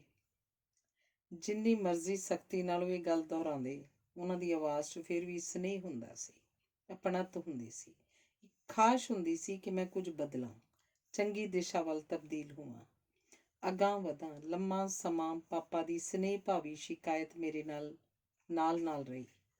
2 ਕੁ ਮਹੀਨੇ ਪਹਿਲਾਂ ਇਹ ਸ਼ਿਕਾਇਤ ਸਦਾ ਲਈ ਸੰਸਾਰ ਤੋਂ ਰੁਖਸਤ ਹੋ ਗਈ। ਉਹਨਾਂ ਦੀ ਇੱਛਾ ਸੀ ਕਿ ਮੇਰਾ ਬਚਪਨ ਦਾ ਸ਼ੋਖ ਰੰਗ ਹੌਲੀ ਹੌਲੀ ਮਰਿਆਦਾ ਅਨੁਸਾਰ ਦੁਨੀਆਦਾਰੀ ਤੇ ਕਬੀਲਦਾਰੀ 'ਚ ਰੰਗਿਆ ਜਾਵੇ। ਪਰ ਉਹ ਜਾਂਦੇ ਵਕਤ ਮੈਨੂੰ ਦੂਧੀਆ ਚੋਲੇ 'ਚ ਦੇਖ ਕੇ ਗਏ। ਮੇਰੇ ਇਰਦ ਗਿਰਦ ਦੂਧੀਆ ਚੋਲਿਆਂ ਵਾਲੇ ਸੇਵਾਦਾਰਾਂ ਦਾ ਝੁਰਮਟ ਸੀ, ਜਿਨ੍ਹਾਂ ਦਾ ਵਿਵਹਾਰ ਉਹਨਾਂ ਨੂੰ ਬਿਲਕੁਲ ਦੁਨਿਆਵੀ ਨਹੀਂ ਲੱਗਿਆ ਹੋਏਗਾ। ਇਹ ਤਾਂ ਜਿਵੇਂ ਕਿਸੇ ਹੋਰ ਹੀ ਸੰਸਾਰ ਦੇ ਵਾਸੀ ਸਨ, ਕੋਈ ਦੈਵੀ ਰੂਹਾਂ ਸਨ। ਪਰ ਪਾਪਾ ਨੂੰ ਤਾਂ ਹਮੇਸ਼ਾ ਹੀ ਦੁਨਿਆਵੀ ਲੋਕ ਚੰਗੇ ਲੱਗਦੇ ਸਨ। ਉਹਨਾਂ ਦੇ ਅੰਤਮ ਵਿਛੋੜੇ ਸਮੇਂ ਮੈਨੂੰ ਜਦੋਂ ਮਹਿਸੂਸ ਹੋਇਆ ਕਿ ਮੈਂ ਉਹਨਾਂ ਦੀ ਦੁਨਿਆਵੀ ਬਣਨ ਦੀ ਖਾਸ਼ ਪੂਰੀ ਨਹੀਂ ਕਰ ਸਕਿਆ ਤਾਂ ਮਨ ਭਰ ਆਇਆ। ਪਾਪਾ ਦੇ ਸਦੀਵੀ ਵਿਛੋੜੇ ਜਿੰਨਾ ਹੀ ਦੁੱਖ ਮੈਨੂੰ ਉਹਨਾਂ ਦੀ ਅਧੂਰੀ ਰਹਿ ਗਈ ਖਾਸ਼ ਦਾ ਸੀ। ਮੈਂ ਆਪਣੇ ਅੱਥਰੂ ਛੁਪਾ ਨਾ ਸਕਿਆ। ਪਤਾ ਸੀ ਕਿ ਅੱਥਰੂ ਦੁਨੀਆਦਾਰਾਂ ਦੀ ਨਿਸ਼ਾਨੀ ਹੁੰਦੇ ਹਨ, ਦੁੱਖ ਸੁੱਖ ਦੀ ਸ਼ਿੱਦਤ ਸਮੇਂ ਵਹਿੰਦੇ ਹਨ। ਪਰ ਹੁਣ ਤੱਕ ਮੈਂ ਛੁਪਾਉਂਦਾ ਹੀ ਤਾਂ ਆਇਆ ਆਪਣੇ ਅੰਦਰਲੀ ਦੁਨੀਆਦਾਰੀ। ਪਾਪਾ ਦੀ ਮੌਤ ਤੇ ਵਹਾਈ ਅਥਰੂਆਂ ਦੀ ਵੀ ਸਤਸੰਗ 'ਚ ਮੈਂ ਕੋਈ ਰੂਹਾਨੀ ਵਿਆਖਿਆ ਕਰਾਂਗਾ ਤੇ ਵਿਆਖਿਆ ਕਰਦਿਆਂ ਹੋਇਆਂ ਆਪਣੇ ਅੰਦਰ ਸਿਰ ਚੁੱਕ ਖਲੋਂਦੇ ਕਬੀਲਦਾਰ ਨੂੰ ਇੱਕ ਤਰ੍ਹਾਂ ਨਾਲ ਮਸਲਾਂਗਾ ਕਿ ਸੰਗਤ ਨੂੰ ਪਤਾ ਹੀ ਨਹੀਂ ਲੱਗੇਗਾ। ਉਂਝ ਹਮੇਸ਼ਾ ਹੀ ਜਦੋਂ ਵੀ ਮੇਰੇ ਅੰਦਰੋਂ ਜਾਗੇ ਹੋਏ ਕਬੀਲਦਾਰ ਦੀ ਕੋਈ ਝਲਕ ਮੇਰੇ ਪਰਿਵਾਰ ਨੂੰ ਮਿਲਦੀ ਤਾਂ ਉਹ ਖੁਸ਼ ਹੁੰਦੇ ਹਨ। ਦਰਵਾਜ਼ੇ 'ਤੇ ਆਹਟ ਹੋਈ ਹੈ। ਸਾਹਮਣੇ ਸਵਾਮੀ ਸੱਤਿਆ ਪ੍ਰਕਾਸ਼ ਪ੍ਰਵੇਸ਼ ਕਰ ਰਿਹਾ ਹੈ। ਕਿੰਨੇ ਸ਼ਾਂਤ ਸੁਭਾਅ ਦਾ ਮਾਲਕ ਹੈ। 25 ਕੁ ਸਾਲਾਂ ਦਾ ਇਹ, ਫਿਰ ਵੀ ਕਦੇ ਉਤੇਜਿਤ ਨਹੀਂ ਹੁੰਦਾ। ਸਬਰ, ਸੰਤੋਖ ਤੇ ਨਿਸ਼ਚੇ ਨਾਲ ਸੇਵਾ ਦਾ ਕਾਰਜ ਕਰਦਾ ਹੈ। ਬਾਕੀਆਂ ਨੂੰ ਵੀ ਨਾਲ ਜੋੜ ਕੇ ਰੱਖਦਾ ਹੈ। ਸਭ ਮਾਲਕ ਦੀ ਬਖਸ਼ਿਸ਼ ਹੈ। ਡੇਰੇ ਦੇ ਹਰ ਅਸੂਲ ਦਾ ਪਾਬੰਦ ਹੈ। ਅੰਦਰ ਆ ਗਿਆ ਹੈ ਸੱਤਿਆ ਪ੍ਰਕਾਸ਼। ਸਿਰ ਝੁਕਾ ਕੇ ਅੱਗੇ ਅੱਜ ਦਾ ਚੜਾਵਾ ਧਰ ਦਿੰਦਾ ਹੈ। ਕਿੰਨੀ ਹਲੀਮੀ ਨਾਲ ਆਖਦਾ ਹੈ, ਮਹਾਰਾਜ 13,375 ਰੁਪਏ। ਚੁੱਪਚਾਪ ਚਲਾ ਜਾਂਦਾ ਹੈ। ਸੇਵਾ 'ਚ ਮਗਨ ਹੋ ਜਾਂਦਾ ਹੈ। ਮੇਰਾ ਦਿਲ ਆਪ ਮੁਹਾਰੇ ਕਹਿ ਉੱਠਦਾ ਹੈ, ਵਾਹ ਮਾਲਕਾ, ਵਾਹ ਵਾਹ ਤੇਰੇ ਬੰਦੇ। ਅੱਗੇ ਅੱਜ ਦਾ ਚੜਾਵਾ ਪਿਆ, ਬਸ ਪਿਆ, ਹੱਥ ਨਹੀਂ ਲਾਉਂਦਾ। ਇਸੇ ਕਰਕੇ ਨਹੀਂ ਕਿ ਮਾਇਆ ਨਾਗਣੀ ਹੁੰਦੀ ਹੈ, ਡੰਗ ਮਾਰੇਗੀ, ਬਸ ਹੱਥ ਲਾਉਣ ਨੂੰ ਦਿਲ ਹੀ ਨਹੀਂ ਕਰਦਾ। ਸੱਤਿਆ ਪ੍ਰਕਾਸ਼ ਹੀ ਆਏਗਾ, ਚੜਾਵੇ ਨੂੰ ਹੱਥ ਲਗਾਏਗਾ ਤੇ ਬੜੀ ਇਮਾਨਦਾਰੀ ਨਾਲ ਕਿਸੇ ਖਾਤੇ 'ਚ ਪਾ ਦੇਗਾ। ਡੇਰੇ ਛੋਰੀ ਉਸਾਰੀ ਦੇ ਕਾਰਜ ਵਿੱਚ ਕੰਮ ਆ ਜਾਏਗਾ ਜਾਂ ਲੰਗਰ 'ਚ ਪੈ ਜਾਏਗਾ। ਸੰਗਤ ਨੂੰ ਚੜਾਵੇ ਤੋਂ ਵਰਜਦਾ ਹੀ ਰਹਿੰਦਾ, ਪਰ ਮਾਇਆ ਇਕੱਤਰ ਹੋਈ ਜਾਂਦੀ ਹੈ। ਡੇਰੇ ਦੇ ਖਰਚੇ ਚੱਲੀ ਜਾਂਦੇ ਹਨ। ਮਾਲਕ ਦੀ ਨਿਗਾਹ ਸਵੱਲੀ ਹੈ, ਪਰ ਇਹ ਮਾਇਆ ਦੁਨੀਆਦਾਰੀ ਹੀ ਤਾਂ ਹੈ। ਸੰਗਤ ਵਿੱਚ ਕਿਸ ਨੇ ਕਦੋਂ ਬੋਲਣਾ ਹੈ, ਇਹ ਸਾਰੀਆਂ ਘੋਸ਼ਣਾਵਾਂ ਮਾਲਾ ਕਰਦੀ ਹੈ। ਸੁੰਦਰ ਸੁਡੌਲ ਮਾਲਾ ਦਾ ਸੁਭਾਅ ਬਿਲਕੁਲ ਸੱਤਿਆ ਪ੍ਰਕਾਸ਼ ਵਰਗਾ ਹੈ। ਪੂਰੀ ਨਿਸ਼ਚਾ ਨਾਲ ਸੇਵਾ 'ਚ ਮਗਨ। ਆਵਾਜ਼ 'ਚ ਜਾਦੂ ਹੈ, ਕੋਈ ਗੈਬੀ ਕਸ਼ਿਸ਼ ਹੈ। ਆਵਾਜ਼ ਦੀ ਇਹ ਮਿਠਾਸ ਤਾਂ ਸ਼ਹਿਦ ਨੂੰ ਵੀ ਮਾਤ ਪਾਉਂਦੀ ਹੈ, ਕੀਲ ਲੈਂਦੀ ਹੈ। ਜਦੋਂ ਆਖਦੀ ਹੈ, ਹੁਣ ਮੇਰੇ ਸ਼ਹਿਨਸ਼ਾਹ ਸਵਾਮੀ ਜੀ ਮਹਾਰਾਜ ਆਪਣੇ ਪ੍ਰਵਚਨਾਂ ਨਾਲ ਸੰਗਤ ਨੂੰ ਨਿਵਾਜਣਗੇ, ਸੁਣ ਕੇ ਰੋਮ ਰੋਮ ਖਿੜ ਉੱਠਦਾ ਹੈ। ਪਰ ਮੈਂ ਸਹਿਜ ਵਿੱਚ ਰਹਿੰਦਾ ਹਾਂ, ਮੈਂ ਦੁਨੀਆਦਾਰ ਨਹੀਂ ਹਾਂ। ਇਹ ਕਮਰਾ ਜਿਸ 'ਚ ਸੰਗਤ ਦੇ ਕਹਿਣ ਮੁਤਾਬਕ ਮੈਂ ਬਿਰਾਜਮਾਨ ਹਾਂ, ਮੇਰੇ ਲਈ ਉਚੇਚੇ ਤੌਰ 'ਤੇ ਮਾਲਾ ਨੇ ਹੀ ਡਿਜ਼ਾਈਨ ਕੀਤਾ ਹੈ। ਸਭ ਸੁੱਖ ਸੁਵਿਧਾਵਾਂ ਦਾ ਇੱਥੇ ਪ੍ਰਬੰਧ ਕੀਤਾ ਗਿਆ। ਹਰ ਤਰ੍ਹਾਂ ਦੇ ਸ਼ੋਰ ਤੋਂ ਦੂਰ ਹੈ, ਮੁਕਤ ਹੈ, ਤਾਂ ਕਿ ਸਿਰਜਣਹਾਰ ਪਰਮਾਤਮਾ ਨਾਲ ਬਿਰਤੀ ਜੁੜੀ ਰਹੇ। ਪਰ ਇੱਥੇ ਵੀ ਸੁਰਤੀ ਭਟਕ ਜਾਂਦੀ ਹੈ। ਕਈ ਵਾਰ ਤਾਂ ਅੰਦਰ ਕੋਈ ਅਗਨੀ ਇਸ ਤਰ੍ਹਾਂ ਦਹਿਕਦੀ ਹੈ ਕਿ ਸਰੀਰ 'ਚੋਂ ਚੰਗਿਆੜੇ ਜਿਹੇ ਨਿਕਲਣ ਲੱਗਦੇ ਹਨ। ਉਦੋਂ ਮੈਂ ਸੋਚਦਾ ਕਿ ਮੇਰੀ ਦੁਨਿਆਵੀ ਹੋਂਦ ਬਹੁਤ ਪ੍ਰਬਲ ਹੈ। ਇੱਕ ਖਿਆਲ ਪਤਾ ਨਹੀਂ ਕਿਉਂ ਦਿਮਾਗ 'ਚ ਆਉਂਦਾ ਹੈ ਉਸ ਸਮੇਂ ਕਿ ਮੈਨੂੰ ਮੇਰੇ ਅੰਦਰਲੀ ਅਗਨੀ 'ਚ ਭਸਮ ਹੋਣ ਤੋਂ ਮਾਲਾ ਬਚਾ ਲਏਗੀ। ਕਿਵੇਂ ਬਚਾਏਗੀ ਮੈਂ ਨਹੀਂ ਜਾਣਦਾ, ਮਾਲਕ ਜਾਣਦਾ ਹੈ। ਮੇਰਾ ਤਾਂ ਇਹ ਮਨ ਨੂੰ ਠੁੰਮਣਾ ਦੇਣ ਦਾ ਇੱਕ ਤਰੀਕਾ ਹੈ। ਮੈਂ ਨਾ ਤਾਂ ਕਦੇ ਸ਼ਹਿਨਸ਼ਾਹ ਸਵਾਮੀ ਜੀ ਬਣਨ ਦਾ ਸੁਪਨਾ ਲਿਆ ਸੀ, ਜਿਵੇਂ ਕਿ ਮੈਨੂੰ ਮਾਲਾ ਆਖਦੀ ਹੈ, ਤੇ ਨਾ ਹੀ ਸਤਿਗੁਰੂ ਅਖਵਾਉਣਾ ਚਾਹਿਆ ਸੀ, ਜਿਵੇਂ ਕਿ ਮੈਨੂੰ ਸੰਗਤ ਆਖਦੀ ਹੈ। ਪਿਤਾ ਲਈ ਤਾਂ ਮੈਂ ਗਧੇ ਦਾ ਗਧਾ ਹੀ ਰਿਹਾ ਸਾਂ। ਜੇ ਅਜਿਹਾ ਹੁੰਦਾ ਤਾਂ ਮੈਂ ਪੜ੍ਹਾਈ 'ਚ ਕੋਈ ਦਿਲਚਸਪੀ ਨਾ ਦਿਖਾਉਂਦਾ। ਪਰ ਮੈਂ ਆਪਣੇ ਸਾਥੀ ਬੱਚਿਆਂ ਵਾਂਗ ਹੀ 10ਵੀਂ ਕਰਨ ਮਗਰੋਂ ਕਾਮਰਸ ਦੇ ਮਜ਼ਬੂਨਾਂ ਦੀ ਪੜ੍ਹਾਈ ਕਰਨ ਲੱਗਾ ਸਾਂ, ਤੇ ਉਹ ਵੀ ਪੂਰੇ ਦਿਲ ਨਾਲ। ਬਸ ਉਦੋਂ ਹੀ ਮੇਰੇ ਇਰਦ ਗਿਰਦ ਲੋਕਾਂ ਨੂੰ ਲੱਗਾ ਕਿ ਮੈਂ ਕਿਸੇ ਦਿਵ ਦ੍ਰਿਸ਼ਟੀ ਦਾ ਮਾਲਕ ਹਾਂ। 2-4 ਮੂੰਹੋਂ ਕੱਢੀਆਂ ਗੱਲਾਂ ਸੱਚੀਆਂ ਹੋ ਗਈਆਂ ਸਨ। ਇਹਨਾਂ ਗੱਲਾਂ ਵਿੱਚੋਂ ਹਾਲਾਂਕਿ ਕੋਈ ਵੀ ਗੱਲ ਮੈਂ ਆਪਣੇ ਦਾਅਵੇ ਨਾਲ ਨਹੀਂ ਸੀ ਕਹੀ, ਬਸ ਫੇਰ ਕੀ ਸੀ, ਸਭ ਨੇ ਮਿਲ ਕੇ ਮੈਨੂੰ ਉਸ ਰਾਹ ਤੋਰ ਲਿਆ ਜਿਹਦੀ ਮੰਜ਼ਿਲ ਉਹੀ ਹੋਇਆ ਕਰਦੀ ਹੈ ਜਿਸ ਮੰਜ਼ਿਲ 'ਤੇ ਅੱਜ ਮੈਂ ਪਹੁੰਚਿਆ ਹੋਇਆ। ਮੈਂ ਆਹਿਸਤਾ ਆਹਿਸਤਾ ਆਪਣੇ ਆਪ ਨੂੰ ਦੁਨੀਆ ਨਾਲੋਂ ਕੋਈ ਅਲੱਗਾ ਪ੍ਰਾਣੀ ਮਹਿਸੂਸ ਕਰਨਾ ਸ਼ੁਰੂ ਕਰ ਦਿੱਤਾ। ਗ੍ਰੰਥਾਂ ਵਿੱਚ ਮਾਤਲੋਕ ਤੇ ਪਰਲੋਕ ਦੀ ਜੋ ਵਿਆਖਿਆ ਕੀਤੀ ਮਿਲਦੀ ਹੈ, ਉਸ ਵਿਆਖਿਆ ਨੂੰ ਅੰਤਿਮ ਮੰਨਣਾ ਸ਼ੁਰੂ ਕਰ ਦਿੱਤਾ। ਸਕੂਲੀ ਪੜ੍ਹਾਈ ਕੁਫਰ ਜਾਪਣ ਲੱਗੀ, ਸੋ ਛੱਡ ਦਿੱਤੀ। ਸੋਚ ਬਦਲੀ, ਲਿਬਾਸ ਵੀ ਬਦਲ ਗਿਆ। ਸ਼ੋਖ ਰੰਗਾਂ ਤੋਂ ਮੂੰਹ ਮੁੜ ਗਿਆ। ਚਕਾਚੌਂਧ ਵਾਲੀ ਜੀਵਨ ਸ਼ੈਲੀ ਤੋਂ ਮੋਹ ਭੰਗ ਹੋ ਗਿਆ। ਸੰਗਤ ਦੀ ਸੰਖਿਆ ਵੱਧਦੀ ਗਈ। ਘਰ 'ਚ ਵੀ ਲੋਕ ਆਉਣ ਲੱਗ ਪਏ ਤਾਂ ਘਰ ਭੀੜਾ ਲੱਗਣ ਲੱਗ ਪਿਆ। ਜਿੱਥੇ ਬੈਠਦਾ ਸਾਂ ਉਸ ਥਾਂ ਨੂੰ ਲੋਕ ਚੌਂਕੀ ਆਖਣ ਲੱਗ ਪਏ। ਇਸ ਚੌਂਕੀ ਲਈ ਹੁਣ ਲੋਕਾਂ ਨੇ ਗਊਸ਼ਾਲਾ ਨੁਮਾ ਡੇਰਾ ਉਸਾਰ ਦਿੱਤਾ। ਇਹ ਡੇਰਾ ਵੀ ਤੰਗ ਜਾਪਣ ਲੱਗਾ ਤਾਂ ਖੁੱਲੀ ਜਗ੍ਹਾ ਲੈ ਕੇ ਵੱਡਾ ਡੇਰਾ ਦਿਨਾਂ 'ਚ ਹੀ ਖੜਾ ਕਰ ਦਿੱਤਾ ਗਿਆ। ਸਤਸੰਗ ਲੱਗਣੀ ਸ਼ੁਰੂ ਹੋ ਗਈ। ਸ਼ਰਧਾਲੂ ਸਤਸੰਗੀਆਂ ਵਿੱਚੋਂ ਹੀ ਆਪ ਮੁਹਾਰੇ ਨਵੇਂ ਪ੍ਰਬੰਧਕ ਉਤਰ ਆਏ। ਸੱਚ ਆਖਦਾ ਕਿ ਉਹਨਾਂ ਨੇ ਮੇਰੀ ਪਛਾਣ ਵੀ ਨਵੀਂ ਬਣਾ ਦਿੱਤੀ। ਉਹਨਾਂ ਮੈਨੂੰ ਸਤਿਗੁਰੂ ਦੀ ਪਛਾਣ ਬਖਸ਼ ਦਿੱਤੀ। ਦੁਨੀਆਦਾਰੀ ਤਾਂ ਹੁਣ ਮੇਰੇ ਲਈ ਬਹੁਤ ਪਿੱਛੇ ਰਹਿ ਗਈ ਸੀ। ਪਿੱਛੇ ਹੀ ਨਹੀਂ, ਇਹ ਤਾਂ ਜਿਵੇਂ ਅਤੀਤ ਦੇ ਹਨੇਰੇ 'ਚ ਲੋਪ ਹੀ ਹੋ ਗਈ ਸੀ। ਪਰ ਫਿਰ ਵੀ ਕਈ ਵਾਰੀ ਦਿਲ ਕਰਦਾ ਹੈ ਮਾਲਾ ਨੂੰ ਕਹਾਂ ਵੀ ਕਿਉਂ, ਸਗੋਂ ਤੋਂ ਪੁੱਛਾਂ ਇਸ ਦੁਨੀਆਦਾਰੀ ਦੇ ਨਕਸ਼ ਹਨੇਰੇ ਦੀ ਪਿੱਠ ਭੂਮੀ ਤੋਂ ਕਦੇ ਕਦੇ ਕਿਉਂ ਉਗੜਨ ਲੱਗਦੇ ਹਨ। ਪਤਾ ਮੈਨੂੰ ਕਿ ਉਹ ਜਵਾਬ ਵਿੱਚ ਇਹ ਕਹੇਗੀ, ਤੁਸੀਂ ਆਪ ਜਾਣੀ ਜਾਣੋ ਸਵਾਮੀ ਜੀ। ਫਿਰ ਵੀ ਦਿਲ ਕਰਦਾ ਉਹਨੂੰ ਕੋਲ ਬਿਠਾ ਕੇ ਨਿਹਾਰਾਂ ਤੇ ਪੁੱਛਾਂ, ਕੀ ਪੁੱਛਾਂ? ਦੁਨੀਆਦਾਰੀ ਦਾ ਭੇਤ ਪੁੱਛਾਂ। ਮੈਂ ਵੀ ਕਿੰਨਾ ਮਾਸੂਮ ਹਾਂ। ਪਾਪਾ ਦੇ ਲਫ਼ਜ਼ਾਂ 'ਚ ਗਧੇ ਦਾ ਗਧਾ ਮਾਲਾ ਨੂੰ ਨਿਹਾਰਨ ਦੀ ਅਭਿਲਾਸ਼ਾ ਇਹੋ ਤਾਂ ਦੁਨੀਆਦਾਰੀ ਹੈ ਸਵਾਮੀ ਜੀ, ਮੁਸਕਰਾ ਕੇ ਆਪਣੇ ਆਪ ਨੂੰ ਸੰਬੋਧਿਤ ਹੁੰਦਾ। ਇਸ ਤੋਂ ਵੱਖਰਾ ਜਵਾਬ ਦੁਨੀਆਦਾਰੀ ਦਾ ਸ਼ਾਇਦ ਕਿਤੋਂ ਵੀ ਨਹੀਂ ਮਿਲ ਸਕਦਾ ਮੈਨੂੰ। ਮੇਰਾ ਮੌਨ ਮੈਨੂੰ ਬਹੁਤ ਸਾਰੇ ਸਵਾਲਾਂ ਦੇ ਜਵਾਬ ਦੇ ਦਿੰਦਾ ਹੈ। ਸਤਿਆ ਪ੍ਰਕਾਸ਼ ਫੇਰ ਅੰਦਰ ਆਇਆ। ਤਪੇ ਵਾਲੀ ਸੰਗਤ ਵੱਲੋਂ ਕਰਵਾਈ ਜਾ ਰਹੀ ਸਤਸੰਗ ਬਾਰੇ ਮੋਟੀ ਜਾਣਕਾਰੀ ਦੇ ਗਿਆ ਹੈ। ਤਪੇ ਵੀ ਡੇਰੇ ਦੀ ਇੱਕੋ ਸ਼ਾਖਾ ਹੈ। ਕਿਸੇ ਧਨਾੜ ਜ਼ਿਮੀਂਦਾਰ ਨੂੰ 5 ਪੁੱਤਰੀਆਂ ਤੋਂ ਬਾਅਦ ਪੁੱਤਰ ਦੀ ਬਖਸ਼ਿਸ਼ ਹੋਈ ਤਾਂ ਉਹਨਾਂ ਕਿਹਾ ਕਿ ਇਹ ਚਮਤਕਾਰ ਸਾਡੇ ਸਤਿਗੁਰੂ ਭਾਵ ਮੇਰੇ ਪ੍ਰਵਚਨ ਦੀ ਬਦੌਲਤ ਵਾਪਰਿਆ। ਉਹਨਾਂ ਡੇਰੇ ਲਈ ਕੁਝ ਜ਼ਮੀਨ ਦਾਨ ਕਰ ਦਿੱਤੀ। ਸੰਗਤ ਨੇ ਉਦਮ ਕਰਕੇ ਡੇਰੇ ਦੀ ਸ਼ਾਖਾ ਉਸਾਰ ਦਿੱਤੀ। ਪਰਸੋਂ ਨੂੰ ਇੱਥੇ ਸਤਸੰਗ ਸੀ। ਇਸ ਸਤਸੰਗ ਬਾਰੇ ਭਾਵੇਂ ਸਤਿਆ ਪ੍ਰਕਾਸ਼ ਸਾਰੀ ਜਾਣਕਾਰੀ ਦੇ ਗਿਆ ਸੀ, ਪਰ ਰਾਤ ਦੇ ਖਾਣੇ ਦੀ ਥਾਲੀ ਪਰੋਸ ਕੇ ਲਿਆਈ ਮਾਲਾ ਨੇ ਦੱਸਿਆ ਕਿ ਸਤਸੰਗ ਉਚੇਚੇ ਤੌਰ ਤੇ ਪਾਪਾ ਦੀ ਵਿਛੜੀ ਆਤਮਾ ਲਈ ਕਰਵਾਇਆ ਜਾ ਰਿਹਾ ਸੀ। ਡੇਰੇ ਦੀਆਂ ਆਪਣੀਆਂ ਰੀਤਾਂ ਅਨੁਸਾਰ ਭੋਗ ਆਦਿ ਦੀ ਕੋਈ ਰਸਮ ਨਹੀਂ ਸੀ ਕੀਤੀ ਗਈ। ਹੁਣ ਸਤਸੰਗ ਸਮੇਂ ਆਉਣ ਲਈ ਸਾਰੇ ਰਿਸ਼ਤੇਦਾਰਾਂ ਨੂੰ ਫੋਨ ਕੀਤੇ ਗਏ ਸਨ। ਇਸ ਮਾਇਆ ਨੂੰ ਸਤਸੰਗ 'ਚ ਕਿਉਂ ਲਿਆਉਣਾ ਸੀ ਮਾਲਾ?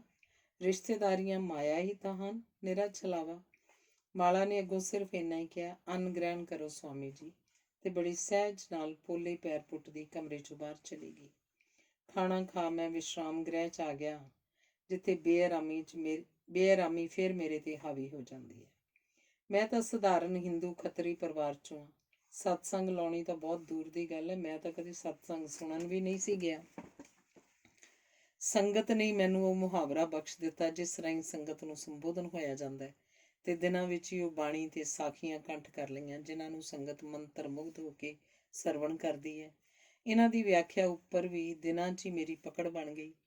ਡੇਰਾ ਬਸ ਕੁਝ ਕੁ ਦਿਨਾਂ ਲਈ ਆਡੀਓ ਕੈਸਟਾਂ ਤੇ ਨਿਰਭਰ ਰਿਹਾ ਸੀ। ਹੁਣ ਤਾਂ ਜਿਉਂ ਹੀ ਮਾਲਾ ਅਨਾਉਂਸਮੈਂਟ ਕਰਦੀ ਹੈ, ਫੌਰਨ ਸਤਸੰਗ ਸ਼ੁਰੂ ਕਰ ਦਿੰਦਾ। ਪ੍ਰਵਚਨ ਦੀ ਲਗਾਤਾਰਤਾ ਸਿਰਫ ਉਦੋਂ ਟੁੱਟਦੀ ਹੈ ਜਦੋਂ ਮੇਰੀ ਗੱਦੀ ਦੇ ਬਰਾਬਰ ਬੈਠਾ ਪਾਠੀ ਕਿਸੇ ਵੀ ਅਧਿਆਤਮਕ ਬਾਣੀ ਦੇ ਮੂਲ ਪਾਠ ਦਾ ਉਚਾਰਨ ਕਰਦਾ ਹੈ। 20 ਸਾਲ ਦੀ ਉਮਰ ਤੱਕ ਪਹੁੰਚਦਿਆਂ ਮੈਨੂੰ ਅਹਿਸਾਸ ਕਰਵਾਇਆ ਗਿਆ ਕਿ ਮੈਂ ਉਹ ਨਹੀਂ ਹਾਂ ਜੋ ਦੂਸਰੇ ਮੇਰੀ ਉਮਰ ਦੇ ਲੜਕੇ ਲੜਕੀਆਂ ਹਨ। ਮੇਰੇ ਅੰਦਰ ਹੀ ਰੋਕ ਉਸਰ ਆਈ। ਇੱਕ ਦੀਵਾਰ, ਇੱਕ ਡੂੰਘੀ ਖਾਈ। ਮੈਂ ਆਪਣੇ ਆਪ ਨੂੰ ਇੱਕ ਵੱਖਰਾ ਵਿਵਹਾਰ ਕਰਦੇ ਹੋਏ ਪਾਇਆ। ਬਜ਼ੁਰਗ ਚਰਨਾਂ 'ਚ ਸੀਸ ਨਿਵਾਉਂਦੇ ਮੈਂ ਉਹਨਾਂ ਨੂੰ ਅਜਿਹਾ ਕਰਨ ਦਿੰਦਾ। ਹਰ ਇੱਕ ਛੋਟੇ ਵੱਡੇ ਬਰਾਬਰ ਦੇ ਬੰਦੇ ਦੇ ਸਿਰ ਤੇ ਹੱਥ ਰੱਖ ਉਹਨੂੰ ਆਸ਼ੀਰਵਾਦ ਦੇ ਦਿੰਦਾ। 25 ਸਾਲ ਦੀ ਉਮਰ ਤੱਕ ਪਹੁੰਚਿਆ ਤਾਂ ਮੇਰੇ ਲਈ ਡੇਰਾ ਉਸਰ ਆਇਆ। ਹੁਣ ਜਦੋਂ 32 ਕੁ ਸਾਲਾਂ ਦਾ ਹਾਂ ਤਾਂ ਸੰਗਤ ਆਖਦੀ ਹੈ ਮੈਂ ਪੂਰਨ ਗੁਰੂ ਹਾਂ, ਰੱਬ ਦਾ ਅਵਤਾਰ ਹਾਂ, ਸਤਿਗੁਰੂ ਹਾਂ। ਮੰਮੀ ਪਾਪਾ ਤੇ ਭੈਣਾਂ ਇਹ ਸਭ ਕੁਝ ਹੁੰਦਾ ਦੇਖਦੀਆਂ ਰਹੀਆਂ, ਬੜੀ ਖਾਮੋਸ਼ੀ ਨਾਲ ਤੱਕਦੀਆਂ ਰਹੀਆਂ। ਉਹਨਾਂ ਕੋਈ ਦਖਲ ਨਹੀਂ ਦਿੱਤਾ। ਸੇਵਾਦਾਰ ਉਹਨਾਂ ਲਈ ਕਿਸੇ ਕਿਸਮ ਦੀ ਕੋਈ ਕਮੀ ਵੀ ਨਹੀਂ ਰਹਿਣ ਦਿੰਦੇ ਸਨ। ਉਹਨਾਂ ਵੱਲ ਧਿਆਨ ਜਾਂਦਾ ਤਾਂ ਮੈਨੂੰ ਉਹ ਵੀ ਬਾਕੀ ਸੰਗਤ ਵਾਂਗ ਹੀ ਜਾਪਦੇ। ਮੈਂ ਸ਼ਾਇਦ ਉਹਨਾਂ ਤੋਂ ਨਿਰਲੇਪ ਰਹਿਣ ਦਾ ਆਦੀ ਹੋ ਗਿਆ ਸਾਂ। ਭੈਣਾਂ ਆਪਣੇ ਨਵ ਜੰਮੇ ਬੱਚੇ ਨੂੰ ਲੈ ਕੇ ਆਉਂਦੀਆਂ ਤਾਂ ਬੱਚੇ ਨੂੰ ਆਸ਼ੀਰਵਾਦ ਤੇ ਭੈਣ ਨੂੰ ਪ੍ਰਸ਼ਾਦ ਦੇ ਦਿੰਦਾ। ਚੁੱਪਚਾਪ ਆਈਆਂ ਉਹ ਚੁੱਪਚਾਪ ਪਰਤ ਜਾਂਦੀਆਂ। ਨਵ ਜਨਮੇ ਨੂੰ ਕਦੀ ਚੰਗੀ ਤਰ੍ਹਾਂ ਦੇਖਿਆ ਤੱਕ ਨਹੀਂ ਸੀ। ਮੰਮੀ ਪਾਪਾ ਕੋਲ ਆ ਕੇ ਘੰਟਿਆਂ ਬੱਧੀ ਬੈਠੇ ਰਹਿੰਦੇ, ਜਿਵੇਂ ਕੋਈ ਸੇਵਾਦਾਰ ਬੈਠੇ ਹੋਣ। ਖਾਮੋਸ਼ ਬੈਠਾ ਰਹਿੰਦਾ ਹਾਂ ਮੈਂ, ਜਿਵੇਂ ਅੰਤਰ ਧਿਆਨ ਹੋਇਆ ਬੈਠਾ ਹੋਵਾਂ। ਅਗਲੇ ਰੋਜ਼ ਤਪੇ ਵਾਲੇ ਸਤਸੰਗ ਤੋਂ ਇੱਕ ਦਿਨ ਪਹਿਲਾਂ ਮਾਲਾ ਨਾਸ਼ਤਾ ਲੈ ਕੇ ਆਈ। ਮੈਂ ਪੁੱਛਿਆ, ਮਾਲਾ, ਭਟਕਣ ਦੁਨਿਆਵੀ ਵਸਤੂ ਹੈ ਜਾਂ ਕੋਈ ਰੂਹਾਨੀ? ਜਵਾਬ 'ਚ ਮਾਲਾ ਦੇ ਚਿਹਰੇ ਉੱਪਰ ਸਾਫ਼ ਪੜ੍ਹੀ ਜਾਣ ਵਾਲੀ ਚਿੰਤਾ ਦੀ ਪਰਤ ਛਾ ਗਈ। ਆਮ ਵਾਂਗ ਉਹ ਫਿਰ ਕਿਸੇ ਸਵਾਲ ਜਵਾਬ 'ਚ ਨਾ ਪਈ। ਮਨ ਬੇਬਲ ਹੋ ਗਿਆ। ਮੱਥਾ ਧਰਤੀ ਨਾਲ ਲੱਗ ਗਿਆ, ਬਿਲਕੁਲ ਉੱਥੇ ਜਿੱਥੇ ਮਾਲਾ ਦੇ ਚਰਨ ਸਨ। ਅੱਥਰੂ ਵਹਿ ਤੁਰੇ। ਮਾਲਾ ਥਰਥਰਾਈ, ਸੰਭਲ ਗਈ ਤੇ ਬਿਨਾਂ ਕਿਸੇ ਗਿਲੇ ਸ਼ਿਕਵੇ ਤੋਂ, ਬਿਨਾਂ ਕਿਸੇ ਵਿਰੋਧ ਤੋਂ, ਬਿਨਾਂ ਕਿਸੇ ਹੈਰਾਨੀ ਤੋਂ ਆਪਣੀ ਸਦੀਵੀ ਮਿੱਠੀ ਆਵਾਜ਼ 'ਚ ਕਹਿ ਕੇ ਚਲੀ ਗਈ, ਸੰਭਲੋ ਸਵਾਮੀ ਜੀ, ਸੰਭਲੋ। ਪਤਾ ਨਹੀਂ ਕਿਉਂ ਉਹਨੂੰ ਇਹ ਸਭ ਕੁਝ ਸੁਭਾਵਕ ਲੱਗਾ ਸੀ। ਉਸ ਦਿਨ ਮੈਨੂੰ ਪਹਿਲੀ ਵਾਰ ਕੁਝ ਇਸ ਤਰ੍ਹਾਂ ਜਾਪਿਆ ਸੀ ਕਿ ਦੁਨੀਆਦਾਰ ਲੋਕ ਮਹਾਤਮਾ ਪੁਰਸ਼ਾਂ ਨਾਲੋਂ ਜ਼ਿਆਦਾ ਸਿਆਣੇ, ਜ਼ਿਆਦਾ ਸਬਰ ਸੰਤੋਖ ਵਾਲੇ ਹੁੰਦੇ ਹਨ।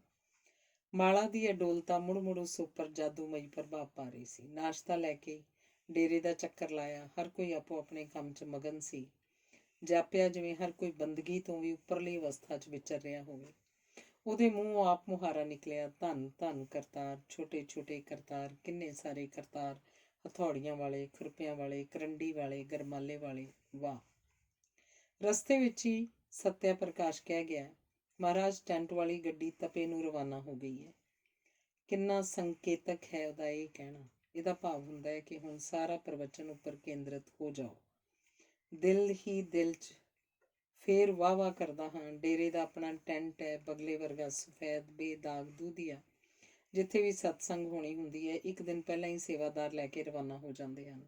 ਗੱਡੀਆਂ ਵੀ ਡੇਰੇ ਦੀਆਂ ਹੀ ਹਨ। ਸਭ ਕੁਝ ਕਿਵੇਂ ਹੋ ਰਿਹਾ ਹੈ, ਸਭ ਕੁਝ ਦਾ ਤਾਂ ਸਿਰਫ ਸੇਵਾਦਾਰਾਂ ਦੀ ਕਮੇਟੀ ਨੂੰ ਹੀ ਪਤਾ ਹੈ। ਮੇਰੇ ਲਈ ਤਾਂ ਅਗਲੇ ਦਿਨ ਪੰਡਾਲ ਤਿਆਰ ਹੁੰਦਾ ਹੈ। ਮਧੁਰ ਆਵਾਜ਼ 'ਚ ਭਜਨਾਂ ਦੇ ਗਾਇਨ ਦੀਆਂ ਕੈਸਟਾਂ ਚੱਲ ਰਹੀਆਂ ਹੁੰਦੀਆਂ। ਹਰ ਕੋਈ ਕਿਸੇ ਵੱਖਰੇ ਹੀ ਰੰਗ 'ਚ ਰੰਗਿਆ ਨਜ਼ਰ ਆਉਂਦਾ ਹੈ।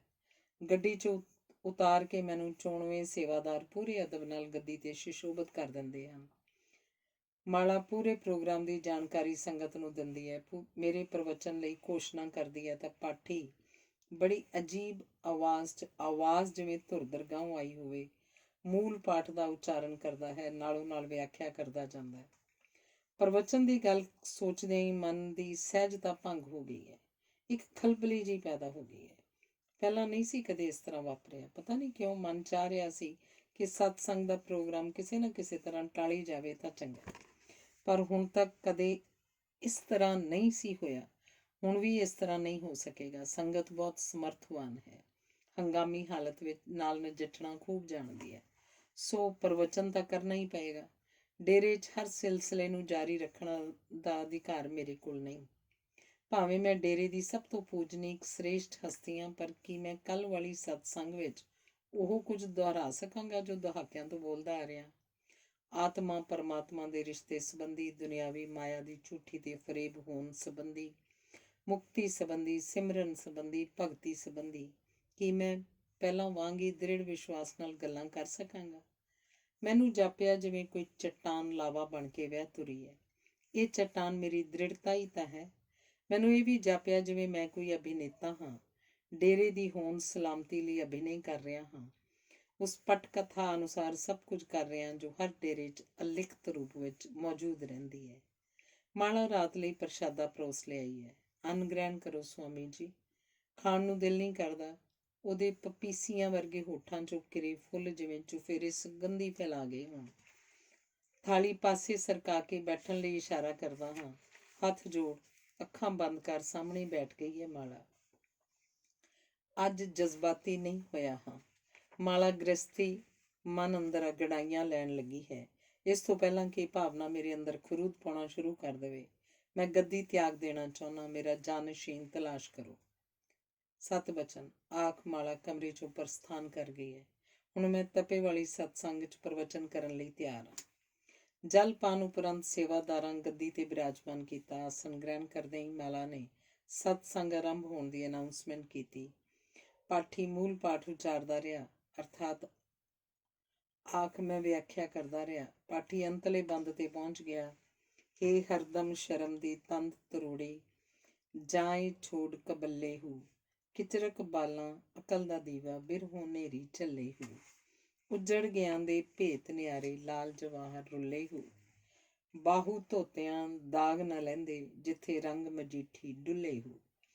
ਅਰਥਾਤ ਸੁਲਤਾਨ ਬਾਹੂ ਜੀ ਫਰਮਾਉਂਦੇ ਹਨ, ਜਦੋਂ ਪ੍ਰੇਮ ਦੇ ਵਿਛੋੜੇ ਦੀ ਤੇਜ਼ ਹਵਾ ਚੱਲਦੀ ਹੈ, ਅਕਲ ਦੇ ਦੀਵੇ ਬੁੱਝ ਜਾਂਦੇ ਹਨ। ਸਭ ਸਿਆਣਪਾਂ ਧਰੀਆਂ ਧਰਾਈਆਂ ਰਹਿ ਜਾਂਦੀਆਂ ਹਨ, ਕਿਸੇ ਕੰਮ ਨਹੀਂ ਆਉਂਦੀਆਂ। ਅਲੋਕਾਰ ਭੇਦਾਂ ਦੀਆਂ ਗੰਢਾਂ ਖੋਲ੍ਹਦਿਆਂ ਕਈਆਂ ਦੀ ਔਧ ਬੀਤ ਜਾਂਦੀ ਹੈ। ਜਿੱਥੇ ਇਸ਼ਕ ਦਾ ਮਜੀਠੀ ਰੰਗ ਡੁੱਲ ਜਾਏ, ਉਹ ਰੰਗ ਅਮਿੱਟ ਹੁੰਦਾ ਹੈ।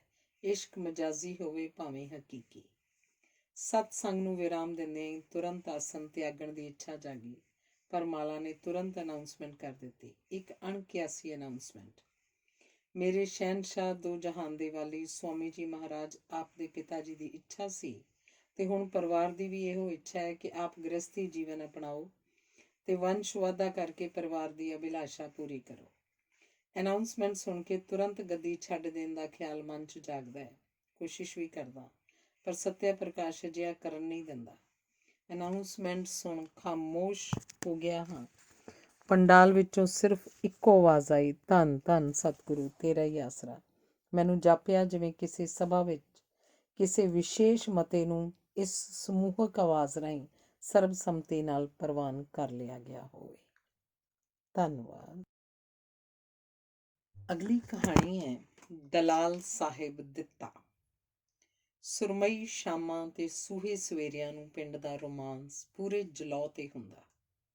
ਵੱਡੇ ਤੜਕੇ ਦੀ ਚੁੱਪ ਵਿੱਚ ਹਲਟ ਤੋਂ ਆਉਂਦੀ ਟਿਕ ਟਿਕ ਦੀ ਸੁਰ ਤਾਲ, ਨਗੌਰੀ ਬਲਦਾਂ ਗਲ ਪਾਈਆਂ ਟੱਲੀਆਂ ਦਾ ਸੰਗੀਤ, ਖੂਹ ਦੀ ਟਿੰਡਾਂ 'ਚੋਂ ਪਾੜਛੇ 'ਚ ਡੁੱਲਦੇ ਪਾਣੀ ਦੀ ਜਲ ਤਰੰਗ, ਪੰਛੀਆਂ ਦੀ ਚਹਿਚਹਾਟ ਨਾਲ ਪਿੰਡ ਦਾ ਪੂਰਾ ਵਾਤਾਵਰਨ ਨਸ਼ਿਆਇਆ ਹੁੰਦਾ। ਇਹ ਵਾਤਾਵਰਨ ਹਰ ਬੰਦੇ ਨੂੰ ਕਿਸੇ ਨਾ ਕਿਸੇ ਕੰਮ ਧੰਦੇ 'ਚ ਗੜੂੰਦ ਰੱਖਦਾ। ਸ਼ਾਮ ਢਲੀ ਕਿਸਾਨ ਪਰਿਵਾਰ ਖੇਤਾਂ ਤੋਂ ਘਰ ਪਰਤਦੇ, ਗੱਡੇ ਘਾਹ ਕੱਖ ਤੇ ਪੱਠੇ ਦੱਥੇ ਨਾਲ ਭਰੇ ਹੁੰਦੇ। ਸੁਹਾਵਣਾ ਮਾਹੌਲ ਹੁੰਦਾ, ਥਕੇਵਾਂ ਵੀ ਚੰਗਾ ਚੰਗਾ ਲੱਗਦਾ। ਕਿਸੇ ਗੱਡੇ ਨਾਲ ਬੋਤੀ ਬਿੰਡੀ ਜੋੜਿਆ ਹੁੰਦਾ, ਕੋਈ ਬੋਤੇ ਦੀ ਪਿੱਠ ਤੇ ਸਵਾਰ ਹੋ ਖੇਤੋਂ ਪਰਤਦਾ। ਬੋਤੇ ਦੀ ਪਿੱਠ ਦੀ ਢਲਾਣ ਤੇ ਥੋੜ੍ਹੀ ਜਿਹੀ ਜਗ੍ਹਾ ਉੱਪਰ ਬੈਠੇ ਦਾ ਉਹਦਾ ਸਮ ਤੋਂ ਲਾਜਵਾਬ ਹੁੰਦਾ। ਇਉਂ ਸ਼ਾਮ ਨੂੰ ਦਿਨ ਭਰ ਦੀ ਕਿਰਤ ਵਿੱਚੋਂ ਰੂਹ ਦੇ ਸਕੂਨ ਦੀ ਖੱਟੀ ਖੱਟ ਕੇ ਪਿੰਡ ਦਾ ਸਮਾਜ ਖੇਤਾਂ ਤੋਂ ਘਰ ਪਰਤਦਾ।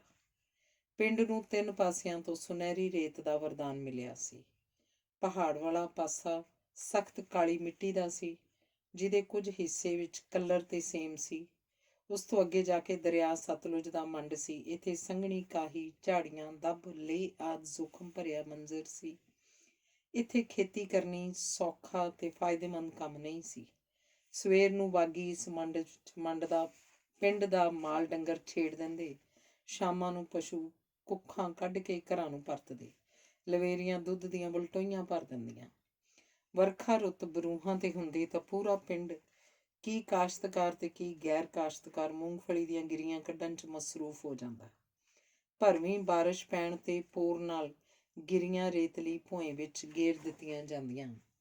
ਵਿੱਚ ਵਿੱਚ ਮੂੰਗੀ ਤੇ ਗੁਆਰੇ ਦੇ ਸਿਆੜ ਵੀ ਲਾ ਦਿੱਤੇ ਜਾਂਦੇ। ਬਾਰਿਸ਼ ਦੇ ਮੌਸਮ ਦਾ ਭਰਪੂਰ ਲਾਹਾ ਲੈਂਦਿਆਂ 2-3 ਫਸਲਾਂ ਇਕੱਠੀਆਂ ਹੀ ਲੈ ਲਈਆਂ ਜਾਂਦੀਆਂ। ਮੂੰਗਫਲੀ ਤੋਂ ਪਸ਼ੂਆਂ ਲਈ ਟਾਂਗਰ ਤੇ ਭੋਅ ਦੀ ਸ਼ਕਲ ਵਿੱਚ ਸੁੱਕਾ ਚਾਰਾ ਵੀ ਮਿਲ ਜਾਂਦਾ। ਮੂੰਗਫਲੀ ਦੇ ਬੋਲ ਦੀ ਰਾਖੀ ਕਰਨੀ ਜ਼ਰਾ ਔਖਾ ਕੰਮ ਸੀ। ਚੋਰਾਂ ਦਾ ਬੋਲਬਾਲਾ ਬਹੁਤ ਸੀ। ਬੋਲ ਦਾ ਆਲਾ ਦੁਆਲਾ ਚੋਰ ਦੀ ਪੈੜ ਨੱਪਣ ਖਾਤਰ ਬੜਾ ਸਾਫ਼ ਸੁਥਰਾ ਰੱਖਿਆ ਜਾਂਦਾ ਸੀ। ਪਰ ਬੇਟ ਦੇ ਪਿੰਡਾਂ 'ਚ ਵਸਦੇ ਕਬਾਇਲੀ ਬੜੇ ਉਸਤਾਦ ਸਨ।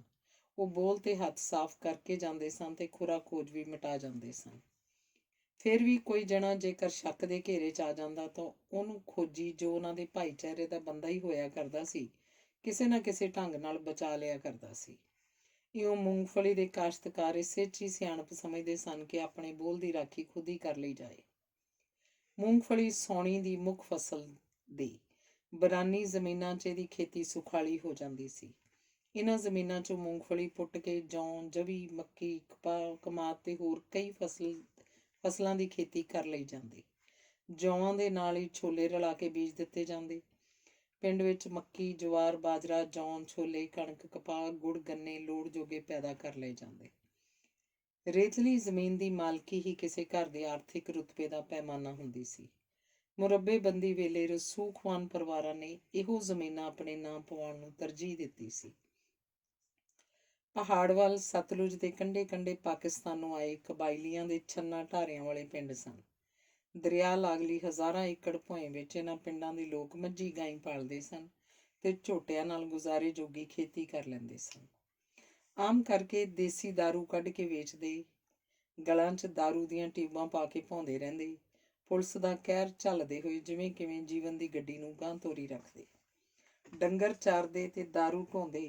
ਮਲੇ ਝਾੜੀਆਂ ਵਿੱਚੋਂ ਕੋਈ ਸਿਆ ਤਿੱਤਰ ਵੀ ਕੁੱਟ ਲੈਂਦੇ। ਦਰਿਆ 'ਚੋਂ ਮੱਛੀਆਂ ਫੜ ਲਿਆਉਂਦੇ। ਕੋਈ ਰੋਜ਼ ਮਿਲ ਜਾਂਦਾ ਤਾਂ ਸਾਰੇ ਪਿੰਡ ਇਹਦਾ ਮਾਸ ਪ੍ਰਸ਼ਾਦ ਵਾਂਗੂ ਵਰਤਾ ਦਿੱਤਾ ਜਾਂਦਾ। ਇਸ ਛੋਟੇ ਜਿਹੇ ਖਿੱਤੇ ਵਿੱਚ 3 ਪਾਸਿਆਂ ਤੋਂ ਇੱਕ ਭਾਰੂ ਰਵਾਇਤੀ ਪੰਜਾਬੀ ਸੱਭਿਆਚਾਰ ਨਾਲ ਘਿਰੇ ਇਹਨਾਂ ਲੋਕਾਂ ਨੇ ਆਪਣੀ ਭਾਸ਼ਾ ਤੇ ਜੀਵਨ ਸ਼ੈਲੀ ਦੀ ਵੱਖਰੀ ਨੁਹਾਰ ਸੰਭਾਲੀ ਹੋਈ ਸੀ। ਤੇ ਫਿਰ ਵਕਤ ਨੇ ਅੰਗੜਾਈ ਲਈ। ਖੇਤੀ ਵਿੱਚੋਂ ਪਸ਼ੂਆਂ ਦਾ ਯੁੱਗ ਬੀਤ ਗਿਆ। ਮਸ਼ੀਨਰੀ ਆ ਗਈ, ਨਵੀਂ ਤਕਨੀਕ ਆ ਗਈ। ਵੱਡੇ ਵੱਡੇ ਰੂਸੀ ਟਰੈਕਟਰ ਲੈ ਕੇ ਹੁਣ ਤੀਕ ਬੇਟ ਤੋਂ ਦੂਰ ਰਹੇ ਜ਼ਿਮੀਂਦਾਰ ਲਲਚਾਈਆਂ ਨਜ਼ਰਾਂ ਨਾਲ ਬੇਟ ਵੱਲ ਤੱਕਣ ਲੱਗੇ। ਕੱਲ੍ਹ ਤੱਕ ਜੋ ਕੰਮ ਪਹਾੜ ਨਾਲ ਮੱਥਾ ਡਾਉਣ ਦੇ ਸਮਾਨ ਸੀ, ਅੱਜ ਮਾਮੂਲੀ ਕੰਮ ਲੱਗਣ ਲੱਗ ਪਿਆ। ਉਹਨਾਂ ਨੂੰ ਬਸ ਜ਼ਮੀਨ ਦੀ ਮਾਲਕੀ ਚਾਹੀਦੀ ਸੀ, ਬਾਕੀ ਸਭ ਕੁਝ ਪਿੰਡ ਦੀਆਂ ਸਹਿਕਾਰੀ ਸਭਾਵਾਂ ਰਾਹੀਂ ਉਹਨਾਂ ਕੋਲ ਪਹੁੰਚ ਗਿਆ ਸੀ। ਬੇਟ ਦੀਆਂ ਬਹੁਤੀਆਂ ਜ਼ਮੀਨਾਂ ਵਿੱਚੋਂ ਕਈ ਟੱਕ ਉਹਨਾਂ ਰਾਵਲਪਿੰਡੀ ਵੱਲੋਂ ਉਜਾੜੇ ਮਗਰੋਂ ਆਏ ਲੋਕਾਂ ਨੂੰ ਅਲਾਟ ਹੋਏ ਸਨ, ਜਿਹੜੇ ਦਿੱਲੀ ਜਾ ਵਸੇ ਸਨ। ਉਹਨਾਂ ਨੂੰ ਤਾਂ ਆਪਣੀਆਂ ਜ਼ਮੀਨਾਂ ਦਾ ਥਾਂ ਟਿਕਾਣਾ ਵੀ ਨਹੀਂ ਸੀ ਪਤਾ, ਪਰ ਜ਼ਮੀਨਾਂ ਰਿਕਾਰਡ ਵਿੱਚ ਜਿਨ੍ਹਾਂ ਦੇ ਨਾਮ ਬੋਲਦੀਆਂ ਸਨ, ਉਹਨਾਂ ਦਾ ਥਾਂ ਟਿਕਾਣਾ ਜ਼ਿਮੀਂਦਾਰਾਂ ਨੂੰ ਨਹੀਂ ਸੀ ਪਤਾ। ਅਜੀਬ ਸਥਿਤੀ ਸੀ। ਜ਼ਿਮੀਂਦਾਰ ਪਹਿਲਾਂ ਮਾਲਕ ਬਣਨਾ ਚਾਹੁੰਦੇ ਸਨ ਤੇ ਫਿਰ ਆਬਾਦਕਾਰ। ਉਹ ਕਬਾਇਲੀਆਂ ਵਰਗੇ ਮਾਸੂਮ ਨਹੀਂ ਸਨ, ਜਿਹੜੇ ਬਹੁਤ ਸਾਰੀ ਭੋਇੰ ਦੀ ਮਾਲਕੀ ਲਈ ਲਏ ਬਗੈਰ ਇਸ ਉੱਪਰ ਦਿਨ ਰਾਤ ਝੋਟੇ ਕੁੱਟ ਕੇ ਆਬਾਦਕਾਰੀ ਕਰਨ ਲਈ ਖੂਨ ਪਸੀਨਾ ਇੱਕ ਕਰੀ ਜਾ ਰਹੇ ਸਨ। ਵਕਤ ਨੇ ਅੰਗੜਾਈ ਲਈ ਤਾਂ ਕੇਵਲ ਮਸ਼ੀਨਰੀ ਤੇ ਨਵੀਂ ਤਕਨੀਕ ਹੀ ਨਹੀਂ ਆਈ, ਇੱਕ ਬੰਦਾ ਵੀ ਆਇਆ। ਸਾਹਿਬ ਦਿੱਤਾ ਨਾਂ ਦਾ ਪਠਾਣੀ ਸ਼ਕਲ ਸੂਰਤ ਵਾਲਾ ਇਹ ਬੰਦਾ ਸ਼ੁਰੂ 'ਚ ਲੋਕਾਂ ਨੂੰ ਬੜਾ ਉਪਰਾ ਜਿਹਾ ਜਾਪਿਆ, ਤੇ ਮਗਰੋਂ ਉਹਦੇ ਕੰਮ ਦੇਖ ਕੇ ਇਹੀ ਬੰਦਾ ਜ਼ਿਮੀਂਦਾਰ ਲੋਕਾਂ ਨੂੰ ਤਾਂ ਫਰਿਸ਼ਤਾ ਜਾਪਣ ਲੱਗ ਪਿਆ। ਸਾਹਿਬ ਦਿੱਤਾ ਦਿੱਲੀੋਂ ਆਉਂਦਾ ਤਾਂ ਸਭ ਤੋਂ ਪਹਿਲਾਂ ਪਟਵਾਰਖਾਨੇ ਚਲਾ ਜਾਂਦਾ, ਸਭ ਨਾਲ ਸਲਾਮ ਦੁਆ ਕਰਕੇ ਖੀਸੇ ਵਿੱਚੋਂ ਕੁਵੈਂਡਰ ਦੀ ਡੱਬੀ ਕੱਢਦਾ, ਉਂਗਲਾਂ 'ਚ ਸਿਗਰਟ ਉੜੁੰਗਦਾ ਤੇ ਚੌਕੀਦਾਰ ਤੀਲੀ ਬਾਲ ਕੇ ਉਹਦੀ ਸਿਗਰਟ ਵੱਲ ਵਧਾਉਂਦਾ। ਗਰਮੀਆਂ ਹੁੰਦੀਆਂ ਤਾਂ ਪੱਖੇ ਦੀ ਝੱਲ ਮਾਰਦਾ, ਸਰਦੀਆਂ ਹੁੰਦੀਆਂ ਤਾਂ ਕੋਲਿਆਂ ਨਾਲ ਮਹਿੰਗਾਈ ਅੰਗੀਠੀ ਉਹਦੇ ਅੱਗੇ ਕਰ ਦਿੰਦਾ ਤੇ ਫਿਰ ਪਿੰਡ ਵਿੱਚੋਂ ਦੇਸੀ ਮੁਰਗਾ ਲੈਣ ਲਈ ਨਿਕਲ ਜਾਂਦਾ। ਜਵਾਈਆਂ ਜਿੰਨੀ ਕਦਰ ਹੁੰਦੀ ਸੀ ਸਾਹਿਬ ਦਿੱਤੇ ਦੀ। ਡਲਕਾ ਮਾਰਦੀ ਸੀ ਸਾਹਿਬ ਦਿੱਤੇ ਦੀ ਸ਼ਖਸੀਅਤ, ਬਿਲਕੁਲ ਉਵੇਂ ਜਿਵੇਂ ਉਹਦੀ ਸ਼ਮਲੇ ਵਾਲੀ ਪੱਗ ਦੇ ਵਿੱਚੋਂ ਸੁਨਹਿਰੀ ਤਿੱਲੇਦਾਰ ਟੋਪੀ ਲਿਸ਼ਕਾ ਮਾਰਦੀ ਹੁੰਦੀ। ਜਦੋਂ ਵੀ ਦਿੱਲੀੋਂ ਆਉਂਦਾ ਉਹਨੇ ਸਲਵਾਰ ਕੁੜਤੇ ਵਾਲਾ ਦੁੱਧ ਚਿੱਟਾ ਲਿਬਾਸ ਪਹਿਨਿਆ ਹੁੰਦਾ। ਹਰ ਵਾਰੀ ਉਹਦੇ ਨਾਲ ਕੋਈ ਨਵਾਂ ਅਲਾਟੀ ਆਪਣੀ ਜ਼ਮੀਨ ਦੀ ਰਜਿਸਟਰੀ ਕਰਵਾਉਣ ਆਇਆ ਹੁੰਦਾ। ਬੇਟ ਵਿੱਚ ਐਂਟਰੀ ਕਰਨ ਪਿੱਛੋਂ ਸਾਹਿਬ ਦਿੱਤਾ ਛੇਤੀ ਸਥਾਨਕ ਲੋਕਾਂ ਨਾਲ ਘੁਲ ਮਿਲ ਗਿਆ। ਪਟਵਾਰੀਆਂ, ਲੰਬੜਦਾਰਾਂ ਤੇ ਹੋਰ ਕਈ ਮੋਹਤਬਰਾਂ ਨਾਲ ਉਹਦਾ ਉੱਠਣ ਬੈਠਣ ਹੋ ਗਿਆ। ਨਵੇਂ ਗਾਹਕਾਂ ਤੇ ਭੁੱਲੇ ਵਿਸਰੇ ਅਲਾਟੀਆਂ ਲਈ ਤਾਂ ਉਹ ਜਿਵੇਂ ਰੱਬ ਬਣ ਕੇ ਬੋੜਿਆ। ਸਾਹਿਬ ਦਿੱਤਾ ਜਿਵੇਂ ਸੱਚੇ ਸਾਹਿਬ ਨੇ ਆਪ ਇਹਨਾਂ ਲੋਕਾਂ ਨੂੰ ਦਿੱਤਾ ਸੀ। ਗਰੀਬ ਗੁਰਬਿਆਂ ਦੇ ਮੁਰਗੇ ਵਿਕਣ ਲੱਗ ਪਏ। ਜ਼ਮੀਨਾਂ ਦੀ ਮਾਲਕੀ ਧੜਾ ਧੜ ਰਸੂਖਵਾਨ ਜ਼ਿਮੀਂਦਾਰਾਂ ਕੋਲ ਜਾਣ ਲੱਗੀ ਤਾਂ ਕਾਬਜ਼ਕਾਰਾਂ ਦੀ ਖਾਨਿਓਂ ਗਈ। ਕੁਝ ਨੇ ਪੈਸੇ ਲੈ ਕੇ ਸਮਝੌਤੇ ਕਰ ਲਏ ਤੇ ਜ਼ਮੀਨਾਂ ਨਵੇਂ ਮਾਲਕਾਂ ਨੂੰ ਸੌਂਪ ਦਿੱਤੀਆਂ। ਜਿਹੜੇ ਅੜੇ ਉਹਨਾਂ ਤੋਂ ਬੰਦੂਕਾਂ ਨਾਲ ਜ਼ਬਰਦਸਤੀ ਜ਼ਮੀਨਾਂ ਵਿਹਲੀਆਂ ਕਰਵਾ ਲਈਆਂ ਗਈਆਂ। ਕਬਜ਼ੇ ਲੈਣ ਲਈ ਗੋਲੀਆਂ ਆਮ ਚੱਲਣ ਲੱਗੀਆਂ। ਇੱਕ ਦਿਨ ਮੱਝਾਂ ਚਾਰ ਕੇ ਮੁੜਦਾ ਈਸ਼ਰ ਇਸ ਗੋਲੀਬਾਰੀ ਦੀ ਭੇਟ ਚੜ੍ਹ ਗਿਆ। ਲੋਕ ਤਰਾਹ ਕਰ ਉੱਠੇ, ਪਰ ਭੋਗ ਵਾਲੇ ਦਿਨ ਹੀ ਗੋਲੀ ਚਲਾਉਣ ਵਾਲਿਆਂ ਨੇ 25,000 ਈਸ਼ਰ ਦੇ ਵਾਰਸਾਂ ਨੂੰ ਦੇ ਕੇ ਦੋਵੇਂ ਧਿਰਾਂ ਦਾ ਸਮਝੌਤਾ ਕਰਵਾ ਦਿੱਤਾ। ਮਾਮਲਾ ਰਫਾ ਦਫਾ ਹੋ ਗਿਆ। ਇਸ ਘਟਨਾ ਤੋਂ ਬਾਅਦ ਵੀ ਸਾਹਿਬ ਦਿੱਤਾ ਬੜੇ ਜ਼ੋਰ ਸ਼ੋਰ ਨਾਲ ਜ਼ਮੀਨਾਂ ਦੇ ਸੌਦੇ ਕਰਵਾਉਂਦਾ ਰਿਹਾ। ਦਿੱਲੀ, ਗਾਜ਼ੀਆਬਾਦ, ਲਖਨਊ, ਭੋਪਾਲ, ਆਗਰਾ, ਕਿੱਥੋਂ ਨਹੀਂ ਸੀ ਉਹਨੇ ਜ਼ਮੀਨਾਂ ਦੇ ਮਾਲਕ ਬੇਟ ਵਿੱਚ ਹਾਜ਼ਰ ਕੀਤੇ। ਲੋਕ ਤਾਰੀਫ ਕਰਦੇ ਸਨ, ਬੜਾ ਹਿੰਮਤੀ ਬੰਦਾ ਹੈ ਬਈ ਸਾਹਿਬ ਦਿੱਤਾ। ਨਹੀਂ, ਆਪਾਂ ਨੂੰ ਤਾਂ ਲੁਧਿਆਣੇ ਤੋਂ ਬੰਦਾ ਨਹੀਂ ਲੱਭਦਾ। ਬੇਟ ਦੀਆਂ ਜ਼ਮੀਨਾਂ ਦੀ ਵਿਕਰੀ ਨੇ ਤਰਥੱਲੀ ਮਚਾ ਰੱਖੀ ਸੀ। ਕਦੇ ਇਹਨਾਂ ਜ਼ਮੀਨਾਂ ਨੂੰ ਕੋਈ ਪੁੱਛਦਾ ਨਹੀਂ ਸੀ ਹੁੰਦਾ। ਸ਼ੇਰ ਸਿਉਂ ਲੰਬੜਦਾਰ ਅਕਸਰ ਆਖਦਾ ਹੁੰਦਾ ਸੀ ਕਿ ਮੈਨੂੰ ਪਟਵਾਰੀ ਨੇ ਕੋਈ 20 ਵਾਰੀ ਕਿਹਾ ਹੋਣਾ, ਲੰਬੜਦਾਰਾ ਹਿੱਥੂ ਲੈ ਕੇ ਉਹ ਪਿੰਡ ਤੱਕ ਜਿੰਨੀ ਮਰਜ਼ੀ ਜ਼ਮੀਨ ਆਪਣੇ ਨਾਂ ਪਵਾ ਚਾ। ਮੈਂ ਇਹੋ ਜਵਾਬ ਦਿੱਤੀ ਰੱਖਿਆ ਕਿ ਭਰਾਵਾ, ਮੈਂ ਇਹ ਕੱਲਰ ਮਾਰੀ ਭੋਏ ਸਿਰ ਮਾਰਨੀ ਹੈ। ਤੇ ਹੁਣ ਵੇਖ ਲੋਕ ਕੱਲਰ ਨੂੰ ਵੀ ਪੈ ਨਿਕਲਿਆ। ਅਲਾਟੀਆਂ ਦੀਆਂ ਜ਼ਮੀਨਾਂ ਖਰੀਦਣ ਦਾ ਸਿਲਸਿਲਾ ਭਾਵੇਂ ਸਾਹਿਬ ਦਿੱਤੇ ਨੇ ਜਾਰੀ ਰੱਖਿਆ ਹੋਇਆ ਸੀ, ਪਰ ਈਸ਼ਰ ਦੀ ਮੌਤ ਜ਼ਮੀਨਾਂ ਦੇ ਕਬਜ਼ਿਆਂ ਮੱਥੇ ਕਲੰਕ ਲੱਗ ਗਈ ਸੀ। ਲੋਕਾਂ ਈਸ਼ਰ ਦੇ ਟੱਬਰ ਨੂੰ ਵੀ ਕਲੰਕ ਦਾ ਭਾਗੀਦਾਰ ਬਣਾ ਲਿਆ ਸੀ। ਕਾਕੀ ਤੇ ਹੱਸੋ ਸਿਰ ਜੋੜ ਕੇ ਗੱਲਾਂ ਕਰਦੀਆਂ। ਬੁੜੇ ਦੇ 12 ਨਿਆਣਿਆਂ 'ਚੋਂ ਕਿਸੇ ਨੇ ਪਿਓ ਦੀ ਮੌਤ ਦਾ ਅਸਰ ਨਾ ਕੀਤਾ। ਅੰਦਰ ਵੜ ਕੇ ਲਾਸ਼ ਦਾ ਮੁੱਲ ਵੱਟ ਲਿਆ। ਤੁਰ ਫਿੱਟੇ ਮੂੰਹ ਇਹੋ ਜਿਹੀ ਲਾਦ ਦੇ ਕੀ ਥੋੜਿਆ ਸੀ ਇਹਨਾਂ ਨੂੰ ਜੰਮਣ ਖੁਣੋਂ। ਚੰਗੇ ਰਹਿ ਗਏ, ਜ਼ਮਾਨਾ ਬਦਲ ਗਿਆ ਭੈਣ ਮੇਰੀਏ। ਈਸ਼ਰ ਤਾਂ ਫੇਰ ਬੰਦਾ ਸੀ, ਜੇ ਰੱਬ ਵੀ ਮਰ ਜੇ ਉਹਨੂੰ ਵੀ ਨਾ ਕੋਈ ਰੋਵੇ। ਹੁਣ ਤਾਂ ਜ਼ਮੀਨ ਲਈ ਮੱਚੀ ਆਪਾ ਧਾਪੀ ਨੂੰ ਤੱਕ ਕੇ ਤਾਂ ਇਉਂ ਹੀ ਜਾਪਦਾ ਸੀ ਜਿਵੇਂ ਰੱਬ ਵੀ ਮਰ ਗਿਆ ਹੋਵੇ। ਬੇਟ ਦੇ ਲੋਕਾਂ ਨੂੰ ਜ਼ਮੀਨਾਂ ਦੀ ਇਸ ਹੱਥ ਬਦਲੀ 'ਚ ਕੋਈ ਗੜਬੜ ਲੱਗਦੀ ਸੀ। ਉਹ ਇਸ ਗੜਬੜ ਨੂੰ ਮਹਿਸੂਸ ਕਰਦੇ ਸਨ, ਪਰ ਦੱਸ ਨਹੀਂ ਸਨ ਸਕਦੇ। ਬਦਲੇ ਹੋਏ ਜ਼ਮਾਨੇ ਨੂੰ ਕੋਸ ਕੇ ਆਪਣਾ ਗੁੱਬ-ਗੁਬਾਟ ਕੱਢ ਲੈਂਦੇ ਸਨ। ਹੌਲੀ ਲੋਕਾਂ ਨੂੰ ਪਤਾ ਲੱਗਣ ਲੱਗਾ ਕਿ ਸਾਹਿਬ ਦਿੱਤੇ ਦਾ ਅੱਗਾ ਪਿੱਛਾ ਕੋਈ ਨਹੀਂ ਸੀ। 47 ਦੀ ਫਿਰਕੂ ਨੇਰੀ ਨੇ ਸਾਰਾ ਪਰਿਵਾਰ ਨਿਗਲ ਲਿਆ ਸੀ। ਸਬੱਬ ਨਾਲ ਉਹ ਬਚ ਗਿਆ ਤੇ ਕਾਫਲੇ ਨਾਲ ਸਰਹੱਦੋਂ ਉਰਾਰ ਆ ਗਿਆ। ਸ਼ਰਨਾਰਥੀ ਕੈਂਪਾਂ 'ਚ ਰੁਲਦਾ, ਲੋਕਾਂ ਦਾ ਗੋਲਪੁਣਾ ਕਰਦਾ ਹੋਇਆ ਜਵਾਨ ਹੋਇਆ ਤੇ ਫਿਰ ਦਲਾਲੀ ਦੇ ਕੰਮ 'ਚ ਪੈ ਗਿਆ। ਦਿੱਲੀ ਵਿੱਚੋਂ ਵੀ ਉਹਨੇ ਦਲਾਲੀ 'ਚੋਂ ਚੰਗੀ ਕਮਾਈ ਕੀਤੀ ਸੀ ਤੇ ਠਾਠ ਨਾਲ ਰਹਿਣਾ ਸ਼ੁਰੂ ਕਰ ਦਿੱਤਾ ਸੀ। ਹੁਣ ਉਹਨੂੰ ਇੱਥੇ ਬੇਟ 'ਚ ਹੀਰਿਆਂ ਦੀ ਖਾਣ ਲੱਭ ਗਈ ਸੀ।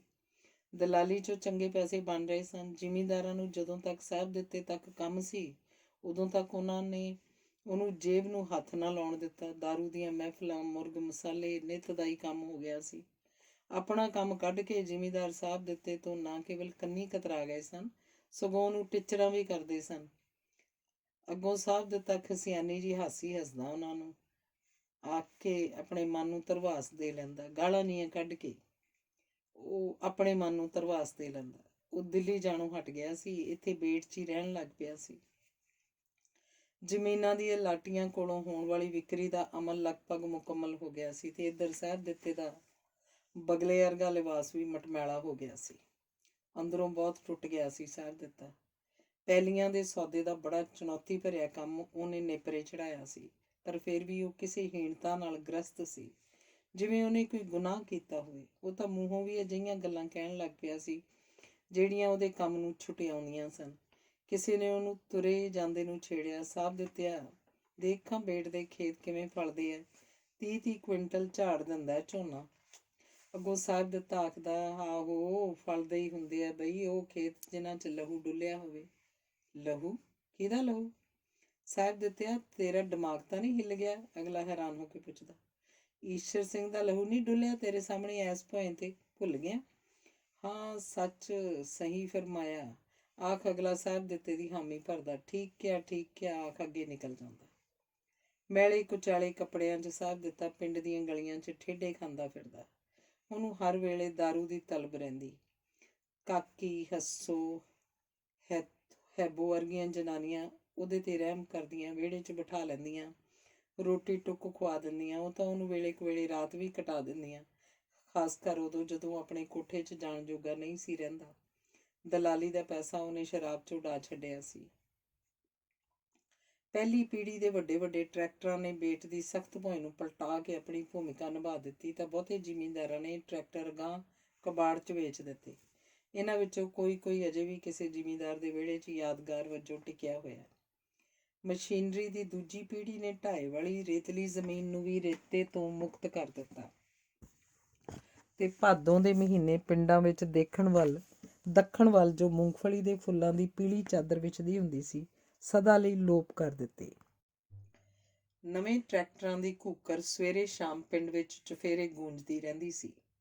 ਨਾ ਉਹ ਟਿਕਵੇਂ ਸਵੇਰੇ ਰਹਿ ਗਏ ਸੀ, ਨਾ ਹੀ ਗਹਿਰੀ ਰਹੱਸਮਈ ਸਾਂਝ। ਸਭ ਕੁਝ ਅਸਤ ਵਿਅਸਤ ਹੋ ਗਿਆ ਸੀ।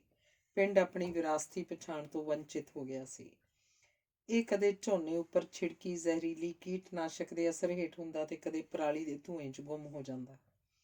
ਜਿਹੜੇ ਜ਼ਿਮੀਂਦਾਰਾਂ ਨੇ ਸਾਹਿਬ ਦਿੱਤੇ ਰਾਹੀਂ ਬੇਟ ਵਿੱਚ ਤਕੜੀ ਭੌਂ ਦੇ ਟੱਕ ਖਰੀਦੇ ਸਨ, ਉਹਨਾਂ ਫਾਰਮ ਹਾਊਸ ਬਣਾ ਲਏ ਸਨ।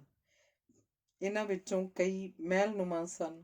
ਕਮਾਈ ਵਾਲਾ ਕੜ ਪਾਟਿਆ ਤਾਂ ਉਹਨਾਂ ਦਾ ਜ਼ਮੀਨ ਦਾ ਲਾਲਚ ਸੱਤਾ ਦੇ ਲਾਲਚ ਬਦਲ ਗਿਆ ਤੇ ਇਹਨਾਂ ਨੇ ਆਪਣੇ ਪੁੱਤਰ ਸਿਆਸੀ ਖੇਤਰ 'ਚ ਉਤਾਰ ਦਿੱਤੇ। ਕਈ ਵਿਧਾਇਕ ਤੇ ਕਈ ਸੰਸਦ ਮੈਂਬਰ ਵੀ ਬਣ ਗਏ। ਇਹਨਾਂ ਫਾਰਮ ਹਾਊਸਾਂ ਵਾਲਿਆਂ ਨੂੰ ਇਹਨਾਂ ਦੇ ਪਿਛੋਕੜੀ ਪਿੰਡਾਂ ਦੇ ਨਾਵਾਂ ਨਾਲ ਸੱਦਿਆ ਜਾਂਦਾ। ਕੋਈ ਗਿੱਲਾਂ ਵਾਲੇ, ਕੋਈ ਕਨੇਚ ਵਾਲੇ, ਕੋਈ ਇਆਲੀ ਵਾਲੇ, ਕੋਈ ਸ਼ੇਰਪੁਰ ਵਾਲੇ ਅਖਵਾਉਂਦੇ।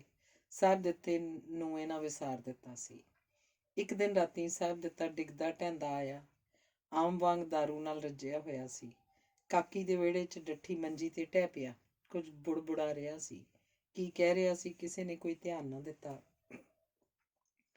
ਨਾ ਬੁਲਾਇਆ ਨਾ ਉਠਾਇਆ। ਫਿਰ ਅਚਾਨਕ ਉਹਦਾ ਘੋਰੜੂ ਜਿਹਾ ਵੱਜਣ ਲੱਗਾ। ਕਾਕੀ ਨੂੰ ਫਿਕਰ ਹੋਇਆ।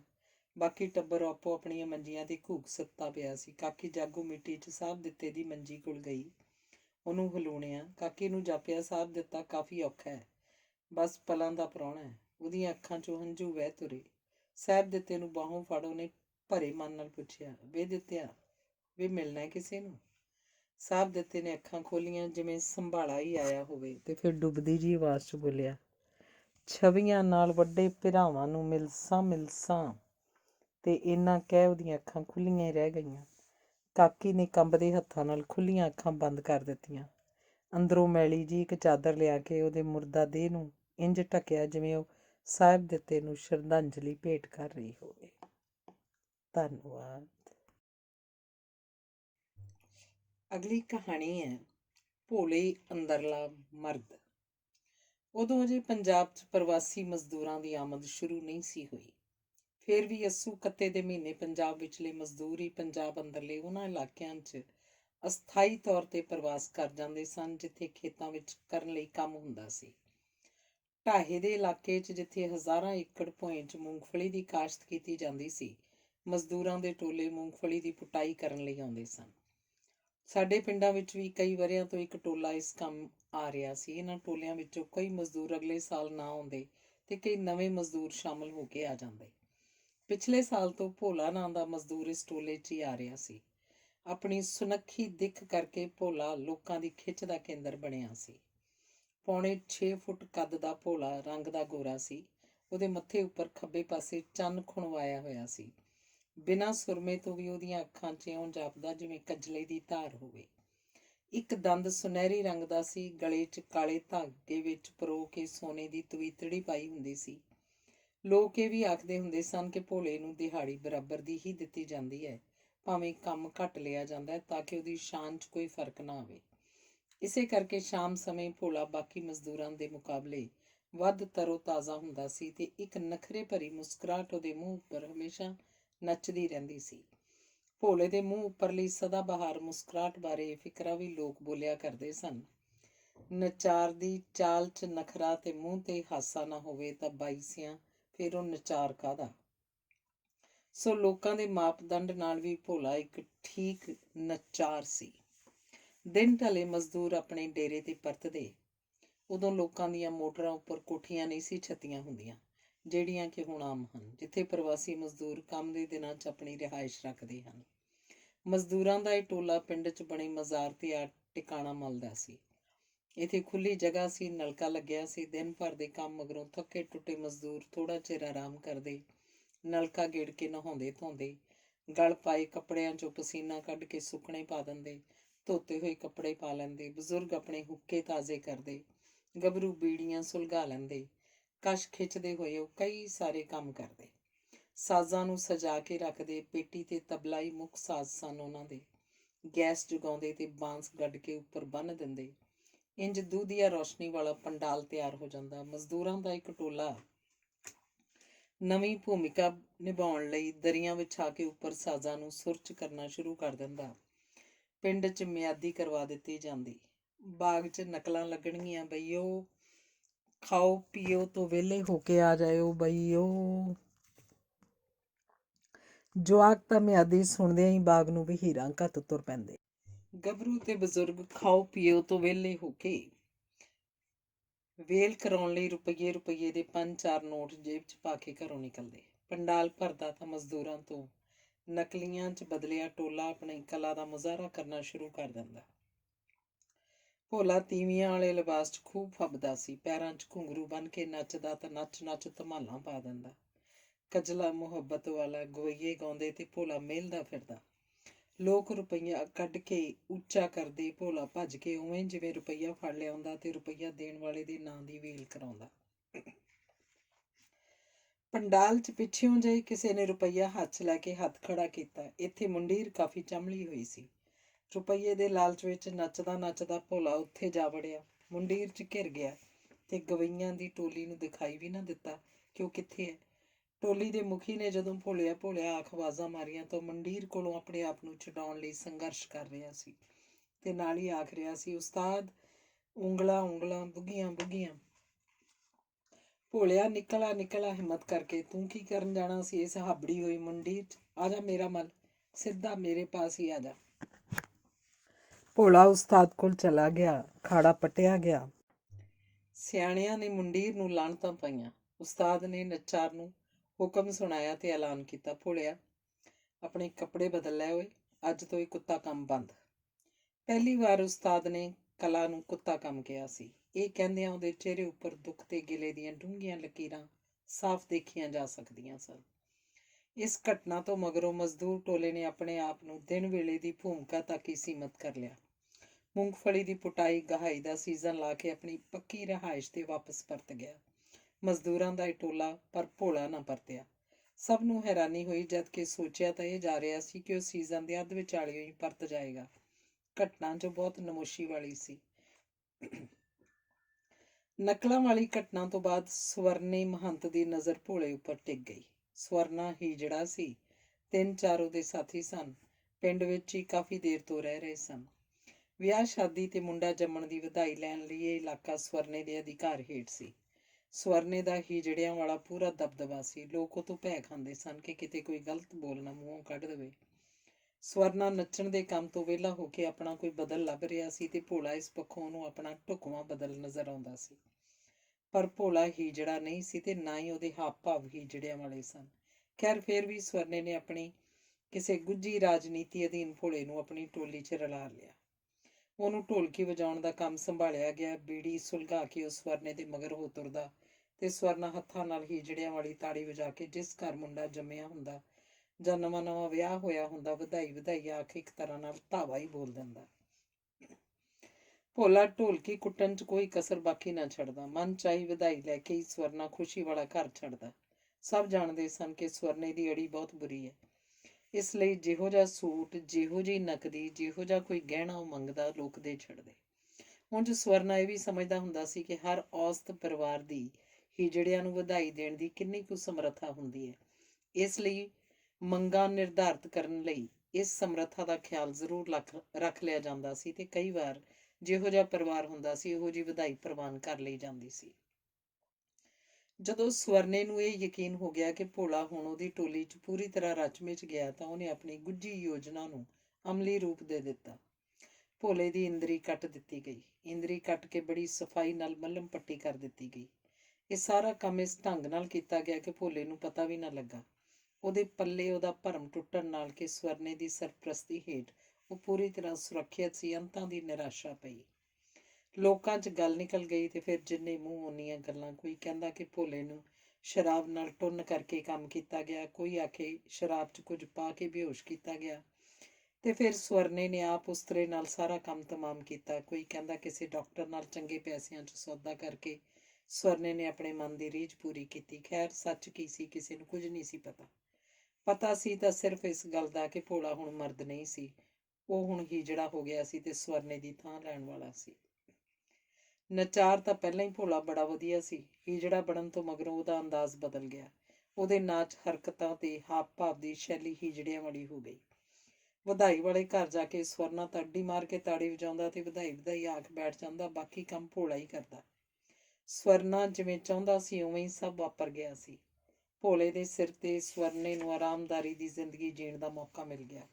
ਸਵਰਨਾ ਹੁਣ ਆਪਣੇ ਨੱਚਣ ਦੇ ਕੰਮ ਤੋਂ ਉਕਤਾਇਆ ਵੀ ਹੋਇਆ ਸੀ ਤੇ ਕਿਸੇ ਹੱਦ ਤੱਕ ਥੱਕ ਵੀ ਗਿਆ ਸੀ। ਹਾਲਾਂਕਿ ਉਹ ਅਜੇ ਵੀ ਆਪਣਾ ਦਮਖਮ ਪੂਰਾ ਹੋਣ ਦਾ ਦਿਖਾਵਾ ਕਰਦਾ ਰਹਿੰਦਾ ਸੀ, ਸ਼ਾਇਦ ਇਸ ਕਰਕੇ ਕਿ ਆਪਣੀ ਟੋਲੀ ਉੱਪਰ ਉਹਦਾ ਦਬਦਬਾ ਕਾਇਮ ਰਹੇ। ਸਵਰਨੇ ਦੇ ਦਬਦਬੇ ਦੀ ਪੋਲ ਉਦੋਂ ਖੁੱਲ ਗਈ ਜਦੋਂ ਇੱਕ ਦਿਨ ਅਚਾਨਕ ਭੋਲਾ ਵਿਟਰ ਗਿਆ। ਜਿਵੇਂ ਕੋਈ ਚੰਗਿਆੜੀ ਭਾਂਬੜ ਬਣ ਗਈ ਹੋਵੇ, ਇਉਂ ਭੋਲਾ ਮਰਨ ਮਾਰਨ ਉੱਪਰ ਉਤਾਰੂ ਹੋ ਗਿਆ ਸੀ। ਢੋਲਕੀ ਵਾਲਾ ਤੇ ਹੋਰ ਬਗਲੀਆਂ ਵਾਲੇ ਉਹਦੇ ਟੋਲੀਦਾਰ ਉਹਦੀ ਹਮਾਇਤ ਤੇ ਆ ਗਏ ਸਨ। ਉਹਨੇ ਦੋ ਟੁੱਕ ਸਵਰਨੇ ਨੂੰ ਕਹਿ ਦਿੱਤਾ ਸੀ ਕਿ ਹੁਣ ਮੈਂ ਸਵਰਨੇ ਦੀ ਥਾਂ ਖੁਦ ਮਹਾਨਤਾ। ਵਧਾਈ ਦਾ ਸਾਰਾ ਲੇਖਾ ਜੋਖਾ ਤੇ ਸਮਾਨ ਮੇਰੇ ਕੋਲ ਹੀ ਰਹੇਗਾ। ਮੈਂ ਦੇਖਾਂਗਾ ਕਿ ਇਹਦਾ ਕੀ ਕਰਨਾ, ਕਿਸ ਤੋਂ ਕਿੰਨਾ ਲੈਣਾ, ਕਿਸ ਨੂੰ ਕਿੰਨਾ ਦੇਣਾ। ਉਹ ਬਾਰ-ਬਾਰ ਇੱਕੋ ਸਵਾਲ ਦੁਹਰਾਈ ਜਾ ਰਿਹਾ ਸੀ। ਮੇਰੀ ਕੁਰਬਾਨੀ ਦਾ ਫਿਰ ਕੀ ਮੁੱਲ ਪਿਆ, ਮੇਰੀ ਕੁਰਬਾਨੀ ਦਾ ਫਿਰ ਕੀ ਮੁੱਲ ਪਿਆ। ਸਵਰਨਾ ਭੋਲੇ ਦੇ ਰੂਹ ਅੱਗੇ ਗੋਡੇ ਟੇਕ ਗਿਆ। ਉਹ ਮਹੰਤ ਦੀ ਗੱਦੀ ਭੋਲੇ ਲਈ ਛੱਡ ਕੇ ਜਗਰਾਵਾਂ ਹੀਜੜਿਆਂ ਦੇ ਕਿਸੇ ਵੱਡੇ ਡੇਰੇ ਤੇ ਚਲਾ ਗਿਆ। ਮਹੰਤ ਦੀ ਗੱਦੀ ਪਾਉਣ ਮਗਰੋਂ ਭੋਲੇ ਨੇ ਹੀਜੜਿਆਂ ਦਾ ਪੁਰਾਣਾ ਕੋਠਾ ਆਪਣੇ ਸਾਥੀਆਂ ਦੇ ਰਹਿਣ ਲਈ ਛੱਡ ਦਿੱਤਾ ਤੇ ਆਪ ਇੱਕ ਦਲਿਤ ਪਰਿਵਾਰ ਨਾਲ ਰਹਿਣ ਲੱਗ ਪਿਆ। ਘਰ ਦੀ ਮਾਲਕਣ ਗੇਜੋ 35 ਕੁ ਵਰ੍ਹਿਆਂ ਦੀ ਚੁੰਨੀਆਂ ਅੱਖਾਂ, ਸਾਂਵਲੇ ਰੰਗ ਪਰ ਗਦਰਾਏ ਜਿਸਮ ਵਾਲੀ ਔਰਤ ਸੀ। ਗੱਲਬਾਤ ਦੀ ਮਿਠਾਸ ਪੱਖੋਂ ਤਾਂ ਉਹ ਲਾਜਵਾਬ ਸੀ। ਭੋਲੇ ਨੂੰ ਆਪਣੇ ਘਰ ਰੱਖਣ ਵਿੱਚ ਉਹਨੂੰ ਕਾਫੀ ਸਿਆਣਪ ਨਜ਼ਰ ਆਈ ਸੀ। ਪਤੀ ਉਹਦਾ ਚੰਗੇ ਡੀਲ ਡੌਲ ਵਾਲਾ ਬੰਦਾ ਕਿਸੇ ਜ਼ਿਮੀਂਦਾਰ ਨਾਲ ਸਾਂਝੀ ਰਲਿਆ ਹੋਇਆ ਸੀ।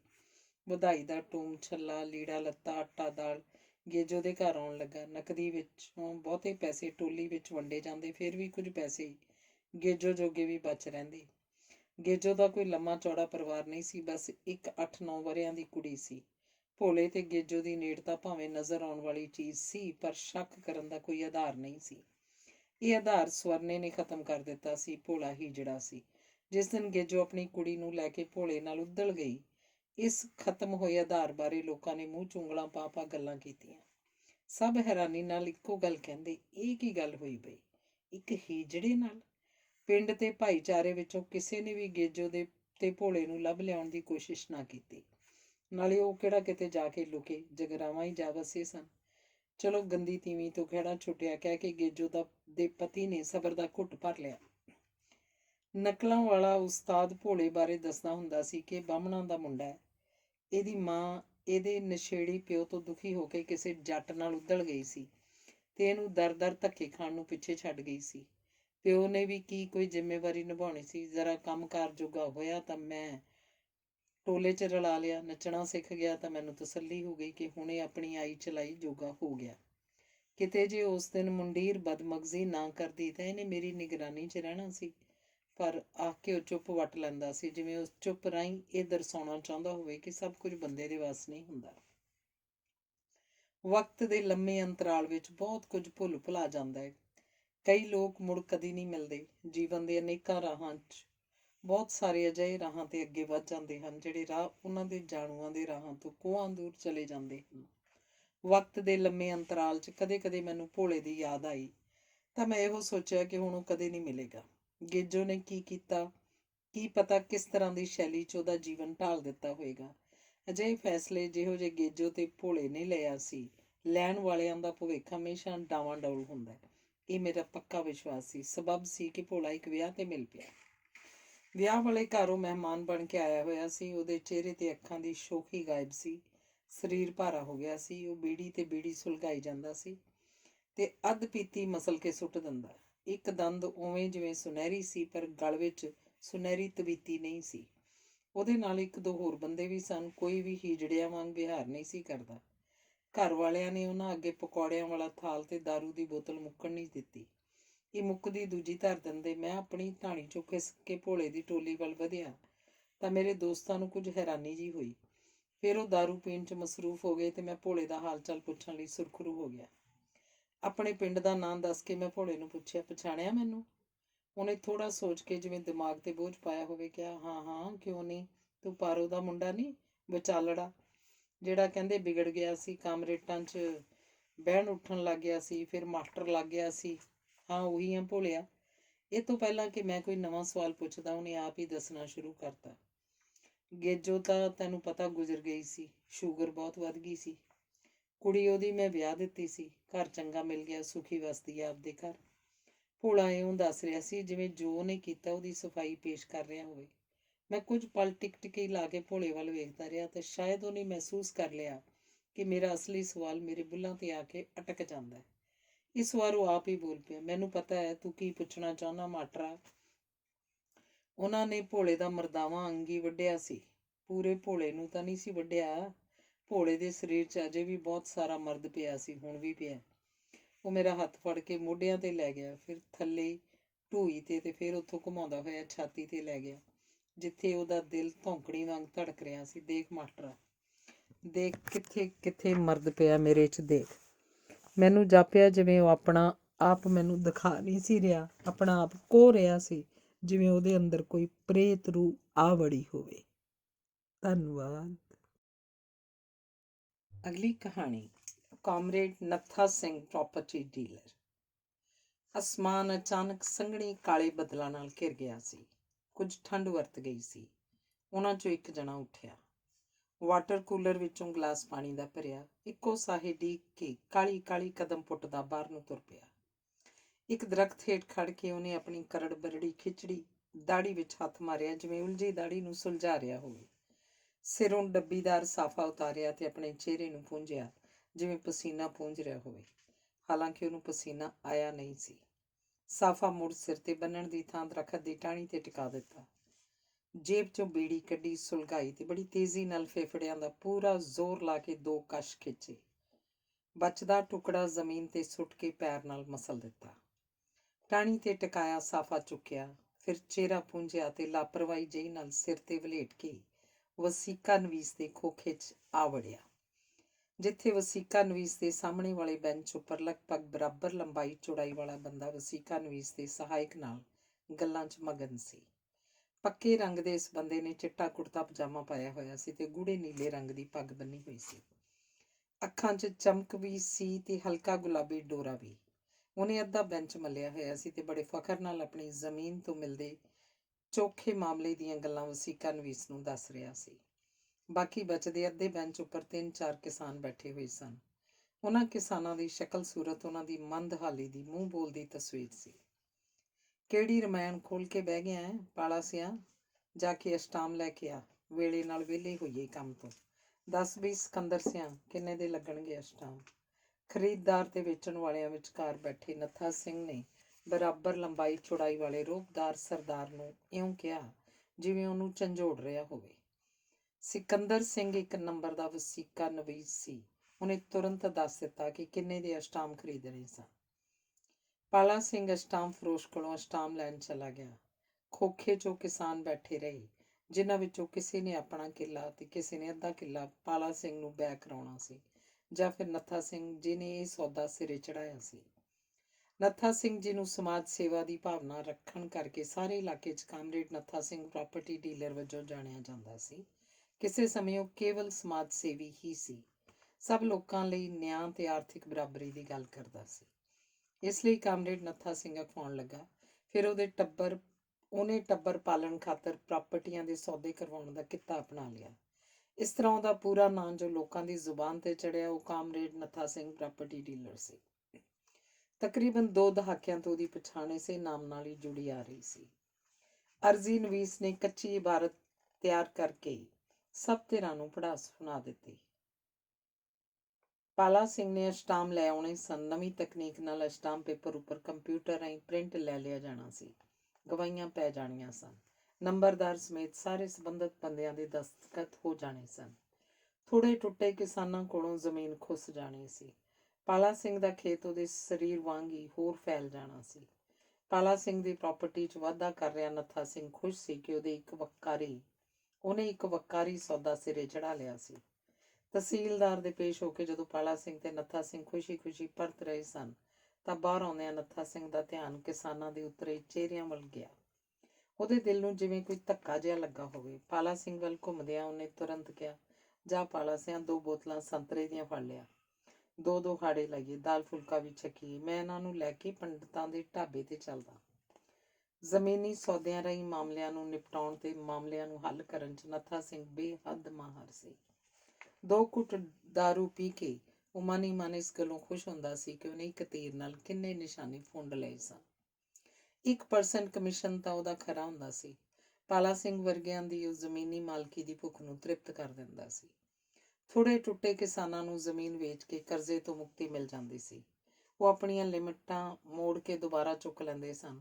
ਆੜ੍ਹਤੀਆਂ ਦੇ ਦਰ ਤੇ ਖਲੋਣ ਜੋਗੇ ਹੋ ਜਾਂਦੇ ਸਨ ਤੇ ਇਉਂ ਨੱਥਾ ਸਿੰਘ ਜਾਇਦਾਦਾਂ ਦੇ ਇੱਧਰੋਂ ਉੱਧਰ ਕਰਨ ਦੇ ਸਿਲਸਿਲੇ 'ਚ ਆਪਣੇ ਵੱਲੋਂ ਨਿਭਾਈ ਜਾ ਰਹੀ ਸੂਤਰਧਾਰ ਦੀ ਭੂਮਿਕਾ ਨੂੰ ਕਾਫੀ ਮਹੱਤਵ ਦਿੰਦਾ ਸੀ। ਵਾਹ ਲੱਗਦੀ ਉਹ ਸਾਰੇ ਮਾਮਲਿਆਂ ਵਿੱਚ ਸਫਲ ਰਹਿੰਦਾ ਸੀ, ਪਰ ਕਦੇ-ਕਦੇ ਬੇਵੱਸ ਵੀ ਹੋ ਜਾਂਦਾ ਸੀ। ਗੁਆਂਢ 'ਚ ਕੋਹਰਾਮ ਮਚਿਆ ਹੋਇਆ ਸੀ। ਨੱਥਾ ਸਿੰਘ ਨੇ ਕੰਧ ਉੱਪਰੋਂ ਗੁਆਂਢੀਆਂ ਦੇ ਵਿਹੜੇ 'ਚ ਤੱਕਿਆ। 2 ਭਰਾ ਲੜ ਰਹੇ ਸਨ। ਇੱਕ ਖੱਚਰ ਪਿੱਛੇ ਮਰਨ ਮਰਾਉਣ ਤੇ ਉਤਾਰੂ ਸਨ। ਪ੍ਰਜਾਪਤਾ ਦਾ ਘਰ ਸੀ। ਦੋਵੇਂ ਰੇੜਾ ਵਾਹੁੰਦੇ ਸਨ। ਇੱਕੋ ਰੇੜਾ ਤੇ ਇੱਕੋ ਖੱਚਰ। ਸਾਂਝੀ ਜਾਇਦਾਦ, ਕਦੇ ਇੱਕ ਲੈ ਜਾਂਦਾ, ਕਦੇ ਦੂਜਾ। ਦੋਵਾਂ ਦਾ ਹੀ ਕੰਮ ਰਿੜੀ ਜਾਂਦਾ ਸੀ। ਨੱਥਾ ਸਿੰਘ ਨੇ ਜੁੱਤੀ ਪਾਈ, ਥੋੜਾ ਸੂਦ ਸਿਰ ਹੋਇਆ ਤੇ ਗੁਆਂਢੀਆਂ ਦੇ ਵਿਹੜੇ ਜਾ ਵੜਿਆ। ਲੱਲੂ ਵੱਡਾ ਭਰਾ ਸੀ। ਉਹ ਖੱਚਰ ਨੂੰ ਗਲ ਤੋਂ ਬਾਂਹ ਲਾਈ ਛੋਟੇ ਭਰਾ ਭੋਲੇ ਨੂੰ ਵੰਗਾਰ ਰਿਹਾ ਸੀ। ਮੈਂ ਰੱਖੂੰਗਾ ਖੱਚਰ ਨੂੰ, ਤੂੰ ਹੱਥ ਲਾ ਕੇ ਦਿਖਾ। ਅੱਗੋਂ ਭੋਲਾ ਵੀ ਉੱਲਰ ਪੈ ਰਿਹਾ ਸੀ। ਮੈਂ ਆਪਣਾ ਹੱਕ ਲੈ ਕੇ ਦਿਖਾਊਂ। ਉਹ ਆਂਢੀਆਂ-ਗੁਆਂਢੀਆਂ ਦੀ ਪਕੜ 'ਚ ਸੀ, ਇਸੇ ਲਈ ਦੋਵੇਂ ਹੱਥੋਂ ਪਾਈ ਹੋਣੋਂ ਬਚ ਗਏ।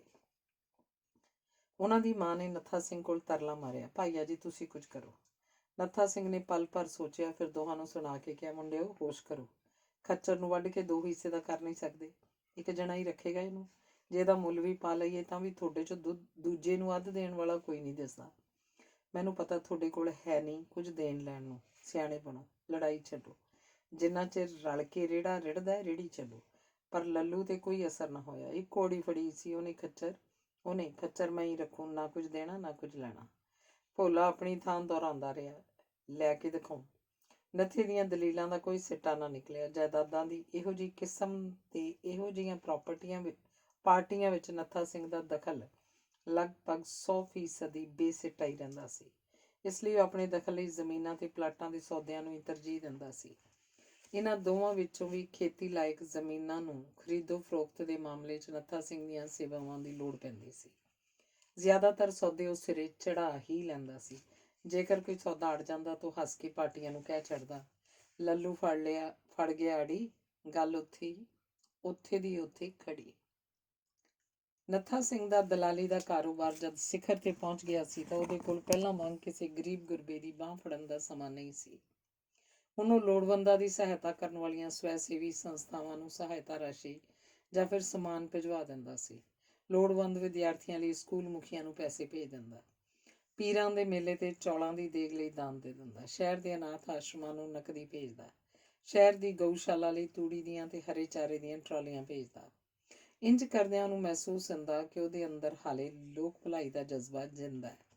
ਉਹ ਹਾਲੇ ਵੀ ਇਨਸਾਨੀਅਤ ਨੂੰ ਆਪਣਾ ਧਰਮ ਮੰਨਦਾ ਸੀ। ਹਾਲਾਂਕਿ ਕਈ ਸੌਦਿਆਂ 'ਚ ਉਹਨੇ ਜਾਇਦਾਦ ਨੂੰ ਲੈ ਕੇ ਹੈਵਾਨੀਅਤ ਨੂੰ ਨੰਗਾ ਨਾਚ ਨੱਚਦਿਆਂ ਤੱਕਿਆ ਸੀ। ਗੋਲੀਆਂ ਚੱਲੀਆਂ ਸਨ, ਕਤਲ ਹੋਏ ਸਨ, ਮਾਸੂਮ ਲੋਕਾਂ ਦੀ ਖੱਜਲ ਖੁਆਰੀ ਹੋਈ ਸੀ, ਥਾਣਿਆਂ ਕਚਹਿਰੀਆਂ ਵਿੱਚ ਲੋਕਾਂ ਦੀਆਂ ਪੱਗਾਂ ਰੁਲੀਆਂ ਸਨ। ਪਰ ਉਹ ਅਜਿਹੇ ਮਾਮਲਿਆਂ 'ਚ ਲੋਕਾਂ ਨੂੰ ਸਿਆਣਪ ਤੋਂ ਕੰਮ ਲੈਣ ਦੀ ਨਸੀਹਤ ਦੇ ਛੱਡਦਾ। ਉਹਦੇ ਭਾਣੇ ਲੋਕ ਹੀ ਕਮਲੇ ਸਨ, ਨਹੀਂ ਤਾਂ ਰੌਲੇ ਵਾਲੀ ਕੋਈ ਗੱਲ ਨਹੀਂ ਸੀ।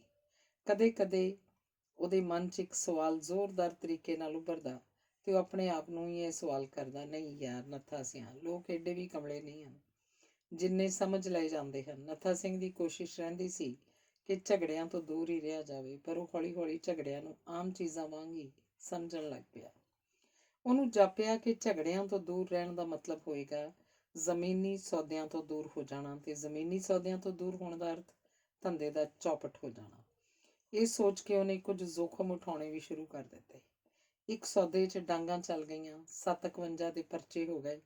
ਨੱਥਾ ਸਿੰਘ ਨੂੰ ਵੀ ਹੱਥਕੜੀ 'ਚ ਜੱਜ ਮੂਹਰੇ ਪੇਸ਼ ਹੋਣਾ ਪਿਆ। ਜ਼ਮਾਨਤਾਂ ਹੋ ਗਈਆਂ, ਮਗਰੋਂ ਦੋਵੇਂ ਧਿਰਾਂ ਦਾ ਰਾਜ਼ੀਨਾਮਾ ਵੀ ਹੋ ਗਿਆ। ਇਸ ਘਟਨਾ ਮਗਰੋਂ ਤਾਂ ਨੱਥਾ ਸਿੰਘ ਦੀ ਝਿਜਕ ਬਿਲਕੁਲ ਹੀ ਜਾਂਦੀ ਰਹੀ। ਉਹਨੂੰ ਝਗੜੇ ਵਾਲੇ ਸੌਦੇ ਵੀ ਰਾਸ ਆਉਣ ਲੱਗੇ। ਇਹਨਾਂ ਸੌਦਿਆਂ ਦੀਆਂ ਤਕਨੀਕੀ ਉਲਝਣਾਂ ਨੂੰ ਪਟਵਾਰੀਆਂ ਤਹਿਸੀਲਦਾਰਾਂ ਕੋਲੋਂ ਹੱਲ ਕਰਵਾਉਣ ਦਾ ਗੁਰ ਉਹਨੇ ਚੰਗੀ ਤਰ੍ਹਾਂ ਸਿੱਖ ਲਿਆ ਸੀ। ਦਲਾਲੀ ਵੀ ਇਹਨਾਂ ਵਿੱਚੋਂ ਚੋਖੀ ਮਿਲ ਜਾਂਦੀ ਸੀ ਤੇ ਕਈ ਸੌਦਿਆਂ ਵਿੱਚ ਉਹ ਆਪਣੀ ਹਿੱਸਾ ਪੱਤੀ ਵੀ ਰੱਖ ਲੈਂਦਾ ਸੀ। ਝਗੜੇ ਵਾਲੀਆਂ ਜਾਇਦਾਦਾਂ ਤੋਂ ਤਾਂ ਨੱਥਾ ਸਿੰਘ ਦੇ ਵਾਰੇ ਨਿਆਰੇ ਹੋ ਗਏ ਸਨ। ਨੇੜਲੇ ਕਸਬੇ ਵਿੱਚ 2 ਹੀਰਿਆਂ ਦੀਆਂ ਖਾਣਾਂ ਤਾਂ ਉਹਨੂੰ ਕੌਡੀਆਂ ਦੇ ਭਾਈ ਮਿਲ ਗਈਆਂ ਸਨ। ਇੱਕ 2.25 ਕਿੱਲੇ ਦਾ ਟੱਕ ਸੀ, ਜਿਹਦਾ 1 ਕਿੱਲੇ ਦਾ ਮੱਥਾ GT ਰੋਡ ਨਾਲ ਲੱਗਦਾ ਸੀ। 1.5 ਕਿੱਲਾ ਉਹਨੂੰ ਸ਼ਹਿਰੀ ਆਬਾਦੀ ਦੇ ਨਾਲ ਲੱਗਵਾ ਮਿਲ ਗਿਆ ਸੀ। ਪਹਿਲੇ ਟੱਕ 'ਚ ਉਹਨੇ ਮੈਰਿਜ ਪੈਲੇਸ ਉਸਾਰਨ ਦਾ ਵਿਚਾਰ ਬਣਾਇਆ ਤੇ ਦੂਜੇ 'ਚ ਕਲੋਨੀ ਕੱਟਣ ਦਾ। ਦੋਹਾਂ ਟੱਕਾਂ ਦੇ ਮਾਲਕ ਕਿਤੇ ਦੂਰ ਰਹਿੰਦੇ ਸਨ, ਜਿਹੜੇ ਜਾਇਦਾਦਾਂ ਦੱਬੇ ਜਾਣ ਦੇ ਡਰੋਂ ਨੱਥਾ ਸਿੰਘ ਨੂੰ ਸਸਤੀਆਂ ਹੀ ਵੇਚ ਗਏ ਸਨ। ਮੈਰਿਜ ਪੈਲੇਸ ਦੀ ਉਸਾਰੀ ਤੇ ਕਲੋਨੀ ਕੱਟਣ ਦਾ ਕੰਮ ਇਕੱਠਿਆਂ ਸ਼ੁਰੂ ਕੀਤਾ ਗਿਆ। ਪਲਾਟਾਂ ਦੀ ਵਿਕਰੀ ਤੋਂ ਕਾਫੀ ਪੈਸਾ ਆਉਣ ਲੱਗ ਪਿਆ ਤੇ ਉਧਰ ਪੈਲੇਸ ਦੀ ਉਸਾਰੀ ਦਾ ਕੰਮ ਵੀ ਜੰਗੀ ਪੱਧਰ ਤੇ ਚੱਲ ਪਿਆ ਤੇ ਆਸ ਮੁਤਾਬਕ ਮਿੱਥੇ ਸਮੇਂ 'ਚ ਪੂਰਾ ਹੋਣ ਤੇ ਸੰਕੇਤ ਦੇਣ ਲੱਗਾ। ਮੈਰਿਜ ਪੈਲੇਸ ਨੇ ਨੱਥਾ ਸਿੰਘ ਦੇ ਇਕਲੌਤੇ ਪੁੱਤਰ ਦੇ ਭਵਿੱਖ ਦੀ ਨਿਸ਼ਚਿਤਤਾ ਖਤਮ ਕਰ ਦੇਣੀ ਸੀ, ਜਿਹੜਾ ਪੜ੍ਹਾਈ ਨਹੀਂ ਸੀ ਕਰ ਸਕਿਆ ਤੇ ਨਾ ਹੀ ਪ੍ਰਾਪਰਟੀ ਦੇ ਧੰਦੇ 'ਚ ਕੋਈ ਦਿਲਚਸਪੀ ਰੱਖਦਾ ਸੀ। ਮੈਰਿਜ ਪੈਲੇਸ ਦੀ ਉਸਾਰੀ ਦੇ ਮਾਮਲੇ 'ਚ ਉਹ ਹਮੇਸ਼ਾ ਅੱਗੇ ਰਿਹਾ ਸੀ। ਮੈਰਿਜ ਪੈਲੇਸ ਮੁਕੰਮਲ ਹੋਇਆ ਤਾਂ ਨੱਥਾ ਸਿੰਘ ਵਿਚਲਾ ਲੋਕ ਭਲਾਈ ਦਾ ਜਜ਼ਬਾ ਫਿਰ ਸਿਰ ਚੁੱਕ ਖਲੋਤਾ। ਉਹਨੇ ਆਪਣੇ ਆਪ ਨਾਲ 2 ਅਹਿਦ ਕੀਤੇ। ਇੱਕ ਤਾਂ ਇਹ ਕਿ ਪੈਲੇਸ ਦਾ ਉਦਘਾਟਨ ਲੋਕਾਂ ਦਾ ਭਲਾ ਚਾਹੁਣ ਤੇ ਭਲਾ ਕਰਨ ਵਾਲੀ ਰਾਜਨੀਤਿਕ ਪਾਰਟੀ ਦੇ ਉੱਚ ਕੋਟੀ ਦੇ ਆਗੂ ਤੋਂ ਕਰਵਾਏਗਾ, ਤੇ ਦੂਜਾ ਕਿ ਲੋੜਵੰਦਾਂ ਲਈ ਪੈਲੇਸ ਦੀਆਂ ਸੇਵਾਵਾਂ ਬਦਲੇ ਨਾਮ ਮਾਤਰ ਪੈਸੇ ਹੀ ਵਸੂਲੇ ਜਾਇਆ ਕਰਨਗੇ। ਪਹਿਲੇ ਅਹਿਦ ਨਾਲ ਤਾਂ ਪਿਓ ਪੁੱਤ ਨੇ ਸਰਬਸੰਮਤੀ ਪ੍ਰਗਟਾਈ, ਪਰ ਦੂਜੇ ਮਾਮਲੇ 'ਚ ਪੁੱਤਰ ਨੂੰ ਕੁਝ ਇਤਰਾਜ਼ ਸਨ। ਫਿਰ ਵੀ ਸੁਖਵੰਤ ਨੇ ਆਪਣੇ ਬਾਪ ਦਾ ਵਿਰੋਧ ਨਾ ਕੀਤਾ। ਨੱਥਾ ਸਿੰਘ ਨੂੰ ਕਮਿਊਨਿਸਟਾਂ ਦੀ ਨੀਅਤ ਅਤੇ ਨੀਤੀ ਬਾਰੇ ਕਦੇ ਕੋਈ ਸੰਦੇਹ ਨਹੀਂ ਸੀ ਰਿਹਾ। ਇਸੇ ਪਾਰਟੀ ਦੇ ਚੋਟੀ ਦੇ ਆਗੂ ਤੋਂ ਹੀ ਮੈਰਿਜ ਪੈਲੇਸ ਦਾ ਉਦਘਾਟਨ ਕਰਵਾਇਆ ਗਿਆ।